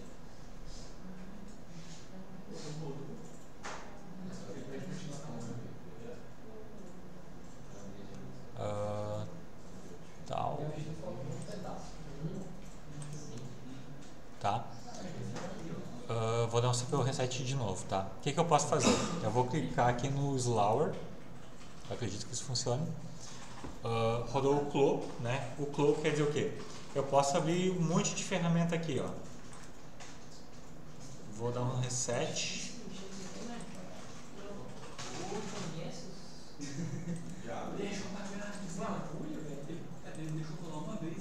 Tipo, ó, eu executei o CLO aqui, tá? Por código. E ele limpou todas as janelas abertas, tá? Então, a ideia desse cara aqui é realmente organizar nosso código, né? Limpar tudo. CPU reset. Ele rodou o CLO, né? Fechou tudo. Não sei como é que eu posso chamar esse cara. Clear, talvez, né? Tá no código em si. No próprio código. Aqui, step. Acho que é aqui que eu quero. Tá, isso aí, ó. Que código? No código que eu comentei para vocês pegarem do slide ou do site deles. Tá? Tem um cloud close, né? Pode ser clear, mas é close, tá? Como é que eu abro esse negócio? Qual o ponto e vírgula? Essa pergunta. Abre o que? Isso aí. É que isso aqui a gente abriu o emulador e colocou o código fonte, tá? Tá, e cadê depois? Deu certo isso? Não. Vamos fazer juntos aqui, depois eu vejo contigo.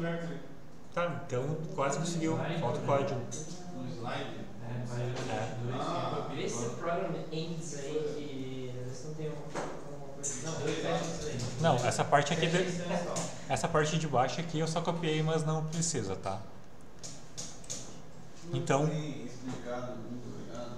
vamos fazer junto, mesmo que vocês não conseguiram agora abrir aqui, vamos fazer junto dessa vez, e depois a gente faz depois, tá? Faz separado, tá? CPU reset, tá? Ele já rodou o close, né? Fechou tudo. E depois disso, ele copia o valor 0, né? Que é o hexadecimal de 0000 para o registrador de uso comum AL, tá? Então move AL 0, tá? Mover para o registrador AL o valor 0. O que aconteceu? O AL que está aqui em cima ficou igual a 0, tá? Já estava 0, então não mudou nada. Próximo step, escrever, né? Alt 01. Eu sei que 01 é meu semáforo, tá? Isso aqui é padrão do emulador. Eu tenho que ver a documentação lá que vai dizer Alt 01. E outro padrão também é esse cara, Alt 01, ele escreve conteúdo do registrador AL para a porta 01, tá? Isso é padrão também do processador e geralmente realmente as funções funcionam dessa forma, tá? Quando eu faço isso, ele exibiu o semáforo para mim e tem todos os bits em 0, tá? Porque a gente escreveu 0 na porta lógica antes. O próximo comando é move para o registrador AL o valor de FC.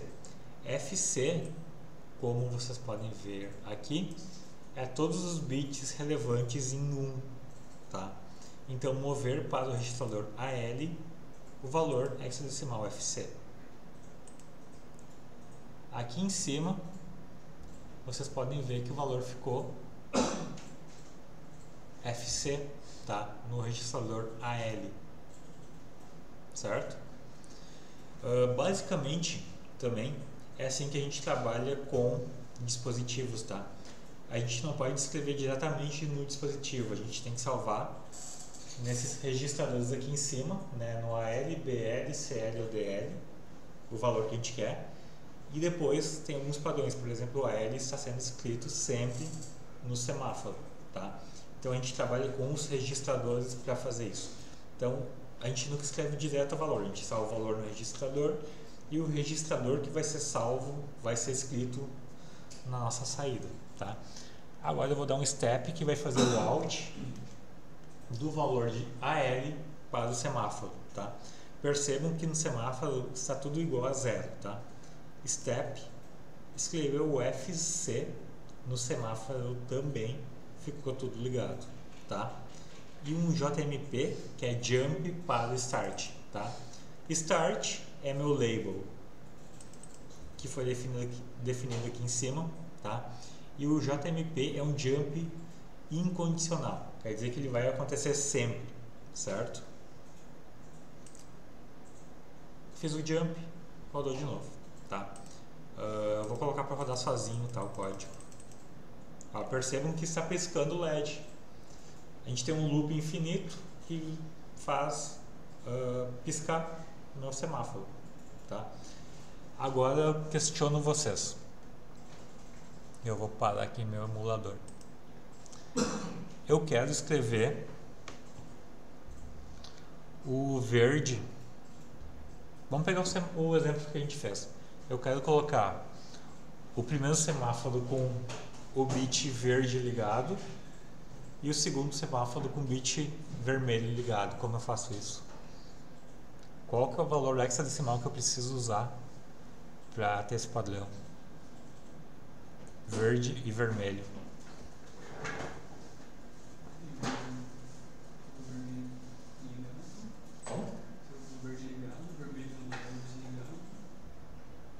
Desculpa, não entendi. Tá? A gente tem 8 bits, né? A gente vai ter os 8 bits de novo.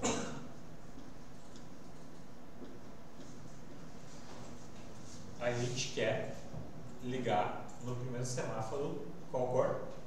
Verde. O verde, tá? Se a gente seguir manualmente aqui, a gente vai ver que o verde É o terceiro. é o terceiro bit. Então, esse cara aqui, Então, tá? E o vermelho do próximo semáforo é qual bit?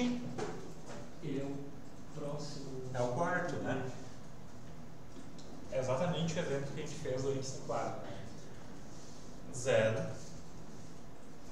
e 3, tá? Então o que a gente vai fazer agora para ligar essa sequência de cor? A gente vai trocar o FC aqui para 0,3, tá? O que a gente vai fazer daí? A gente vai pegar o valor de 0,3, salvar no registrador AL, tá? Primeira coisa que a gente vai fazer.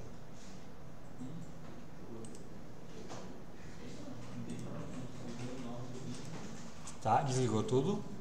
Agora a gente vai pegar o valor 0,3 e salvar em AL, tá? Aqui em cima, registrador AL com o valor 0,3, tá bom? Tá certo isso? Não, tá errado, né? Porque eu inverti. Tá? Vou dar o CPU reset. É 3,0, tá? Como está ali? 3,0, tá? Desculpa. Inverti os valores. Vamos de novo. Tá? Salvei o valor 3,0 do meu registrador AL, tá? Mais um step, ligou verde e vermelho, Bombast. certo? Digamos que eu queira acender depois disso os dois em amarelo, como eu faria? Eu quero acender verde, vermelho, amarelo, amarelo, vermelho e verde. Quais? Primeira coisa que a gente precisa avaliar. Ok, verde e vermelho é 3,0. A próxima cor é amarelo e amarelo. Quais são os bits que a gente precisa usar para acender amarelo e amarelo?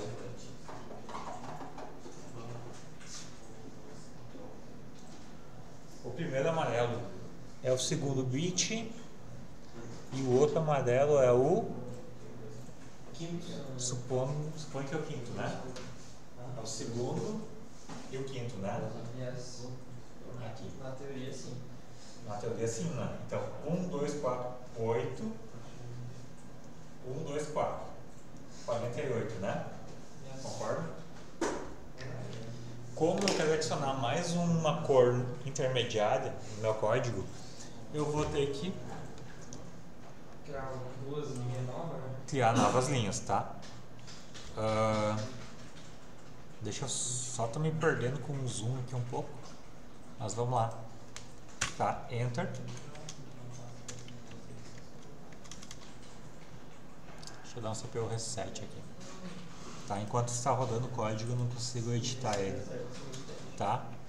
Então move para o registrador AL, vírgula, tá? A gente usa vírgula aqui para separar os dois registradores, o valor 48.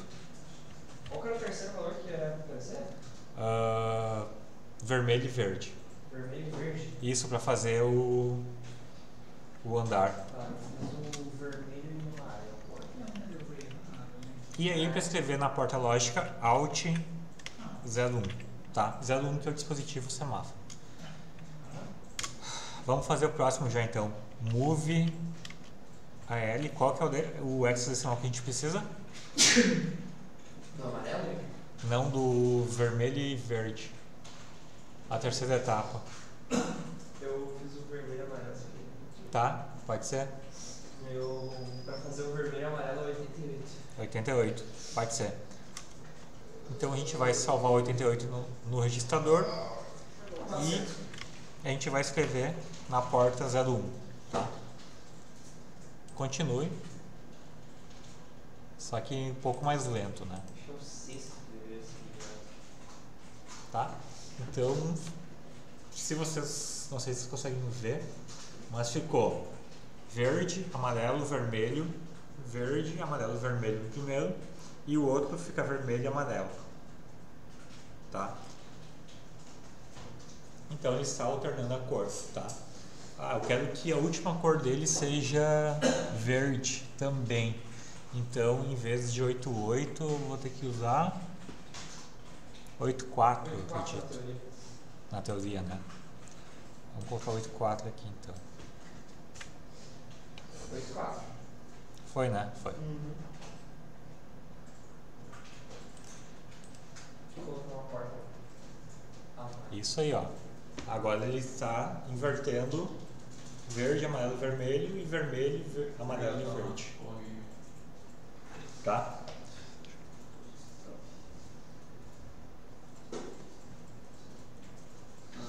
Deu certo aí pra vocês? Sim. Pra vocês aqui deu certo? Sim. Perfeito? Tá. Tem que dar errado. Não pode. Tá.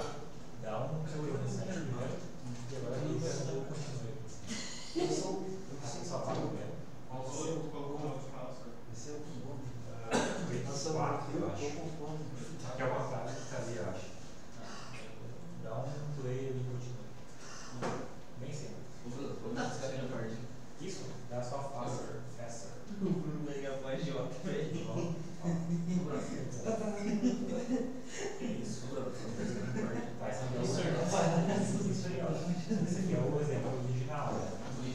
Ligou tudo, acendeu tudo. Agora, a gente precisa pegar e colocar esses valores. O move, FC, acende todos os bits. Esse FC a gente vai ter que mudar pro valor que a gente precisa. Vai acreditar no nível de salário, aplica essas linhas ali do move e do alt. Move se salva na memória. Pode fechar. Depois o move salva no registrador aqui em cima, e o alt serve lá fora.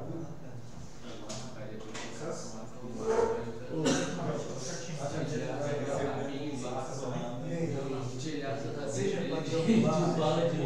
cara, é muito bonito esse vídeo. Fala uma pessoa aqui em Santa Cruz usa isso. Ele usa a camiseta Lacoste. Usa o quê? Esse tipo de camiseta que eu falei pro que eu ia comprar dessa. Ele falou seja padrão baixo. Tem uma pessoa em Santa Cruz que veste assim. É igual esse meu tênis. Eu duvido de achar alguém com esse tênis. Não, até pode ter, mas. Eu duvido. O Léo Bruno automaticamente comprando o tênis. Esse aqui. Ó, o Bruno. Isso aí agora é só continuar. E essas linhas do move, que é o cara que carrega no registrador. Ô meu, eu duvido de achar um cara igual o Yuri que sai de calça jeans e chuteira. Você viu o reset dele. Ele tem o que? Uma agitação? É? Já poder achar o arquivo. Acho que é só. E tem que ser. Tira uma foto da gente tá fazendo um futebolzinho, né? Então, depois eu nunca mais cheguei lá. Deu certo pra ti? Valeu. Professor, como é que pode chamar esse negócio aqui? Tem um slow ali. Que é o faster e slow. Você tá rebolando slow. Então vocês aí, professor? Tá rebolando slow. Tá bem rápido. Agora sim. Será que eu cliquei muito aqui? Com certeza. Eu cliquei muitas vezes. Com certeza. Deu certo pra ti?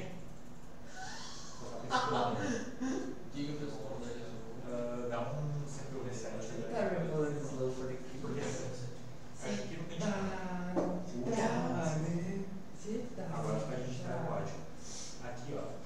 Move 0. O registrador. Aqui em cima. Esse cara aí desliga todos os semáforos. Tá? Aqui tu tem um FC. O FC liga todos. Só que a gente quer uma coisa intermediária. A gente tem que fazer, tipo, a gente quer ligar. Vou jogar. Ali essa marca. Chega nessa calça aqui dele. Não muda nada. Tá? Porque Esse tem Chega que igual tudo, não, ela é um pouco mais escolada. E tem essa coxa aqui, ó. Que a gente dá. Essa é difícil. E agora você vai ter que calcular qual valor você quer ver. Pô, achei uma loja na Shein muito da hora. A gente usou 4.8 lá no quadro. Que é o jogo. Essa loja na Shein era muito foda. Essa daí tá fora das peças. Eu quero pegar essa aqui, ó. Essa é a nossa, tá? Nível 4.8, por exemplo.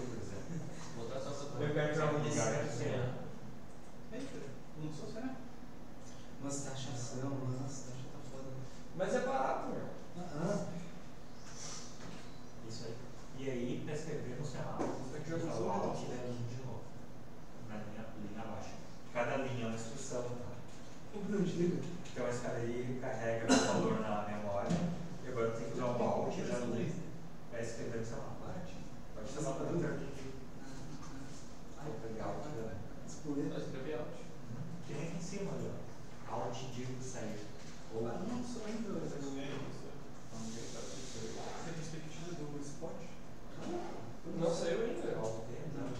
Quando que sai? Cara, eu sei com certeza que vai ser o meu top artista. Com toda certeza eu sei que vai ser. Eu também já sei. Qual vai ser o teu?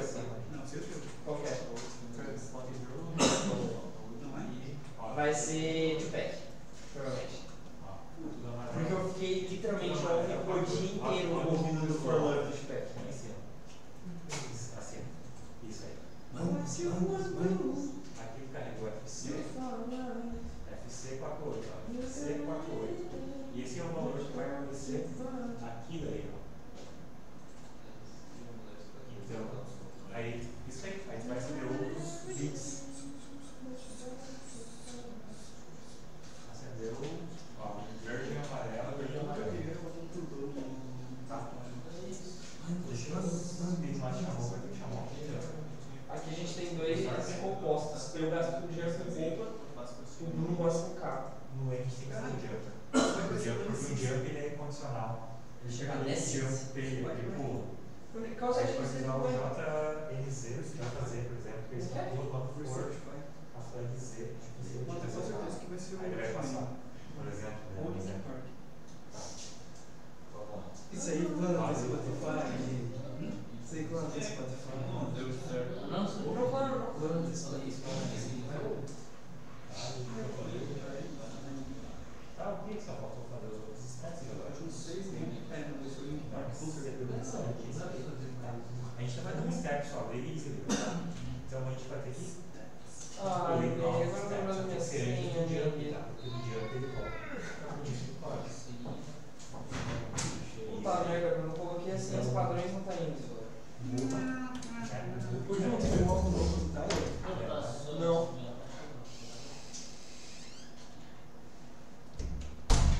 Tá, bota o vírgula no final. E embaixo o alt. O alt é o cara de fato vai escrever na porta. A gente quer, tá? Esse abaixo. Isso é da pouco, né? Esse abaixo, porque cada linha discussão. Tá ouvindo funk de novo? Funk de novo, né, João? Já ouviu aquela Mangos? Tá. Qual? Aquela Mangos? Qual que é o beat? Não. Qual que é o beat? Não, cara. Não lembro não. Por exemplo. Caralho. Agora a gente tem 4-8, tá? Então no lugar do 0, coloca 4-8. Não é flexível. Mano, é muito flexível isso. Isso visual. Vai pro rock, aí vai pra psycho. Tá. Moveu para a L0, o valor 0, a 0. Moveu FC, tá? FC. Sim, é assim. Agora vai mover 4, 8. Testa mim. E agora vai escrever uma coisa. Isso aí é dos 30 dias? Entendeu? Ele carrega não, mas só o tem- valor do registrador, depois pega esse valor e mesmo escreve jeito. no semáforo. Não, embaixo vai Quer pro colocar qualquer valor Eu tô no Last FM? no lugar do 4 e 8. Mano, ele já tá em casa? Não. Se você quiser depois do meio de ano, você vai ver que nunca vai chegar. Claro que pode vai ver que sempre um jump ele vai pular. Isso. Só que no jump ele já pulou pro início, ó. Lembra do start que eu falei que é o label? Ele sempre vai pular de volta pro início. Agora, gente. Tá? Então tem que cuidar. O jump. Desculpa lá, Carla. Pela cadeira. O jump ele sempre pula pro jogo, tá? Então tem que Tô colocar vendo no coisa jogar um Dress Me Press. Jogar um Dress Me Press também. Tô ouvindo jogos sem TBC.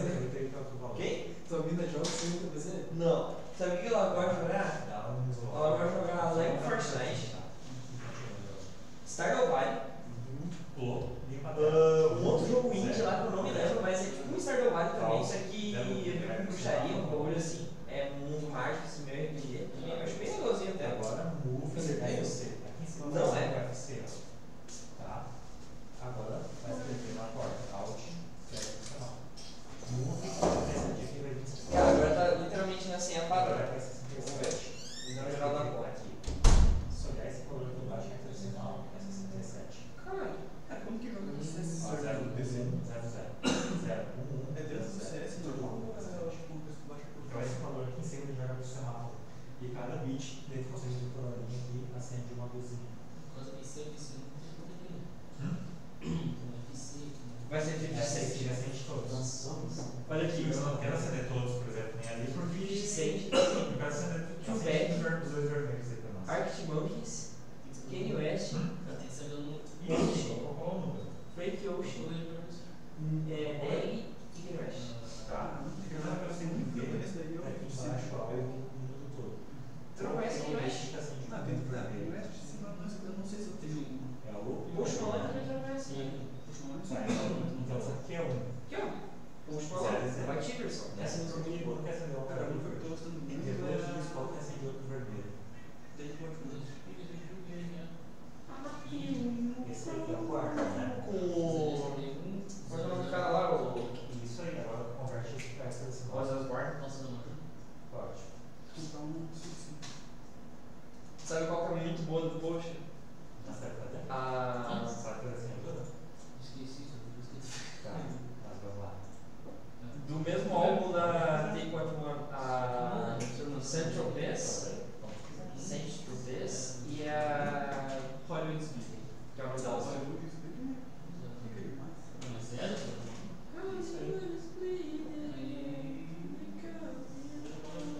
Isso aí. Divide no meio, acho que pra facilitar, né? São 4. Quer ver que agora eu vou ter que colocar.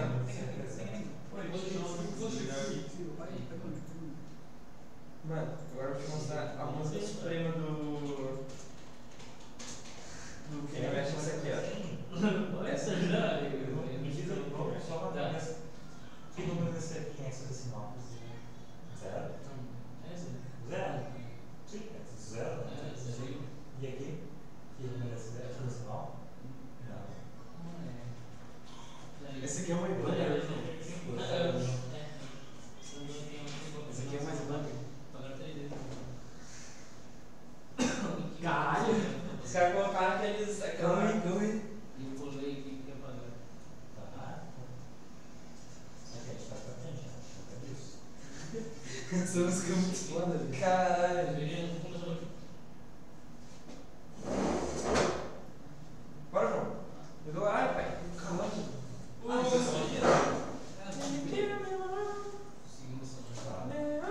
Deve ter 90. Cara, sabe o que eu fiz hoje? Passei uma playlist inteira do Spotify, 505 músicas, eu achei todas elas no pendrive. Isso? Nossa!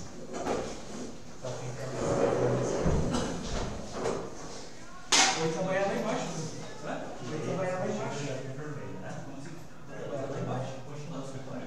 Continua, né? Vai virar o festa agora. Pô, essa aqui que eu tô ouvindo agora, vai ser a minha música mais. Tá. Quase logo. Vai ser a música mais escutada do Spotify. Tudo perfeito. Mas deixa eu. Aí tu vê como é que eu vou fazer. Para noite. Aprende de pé. Perfeito. Legal.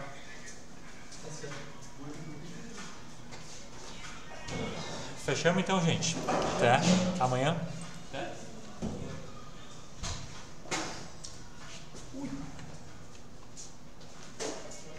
Valeu, senhor. Valeu, cara. Até amanhã. Valeu, sorteio. Valeu.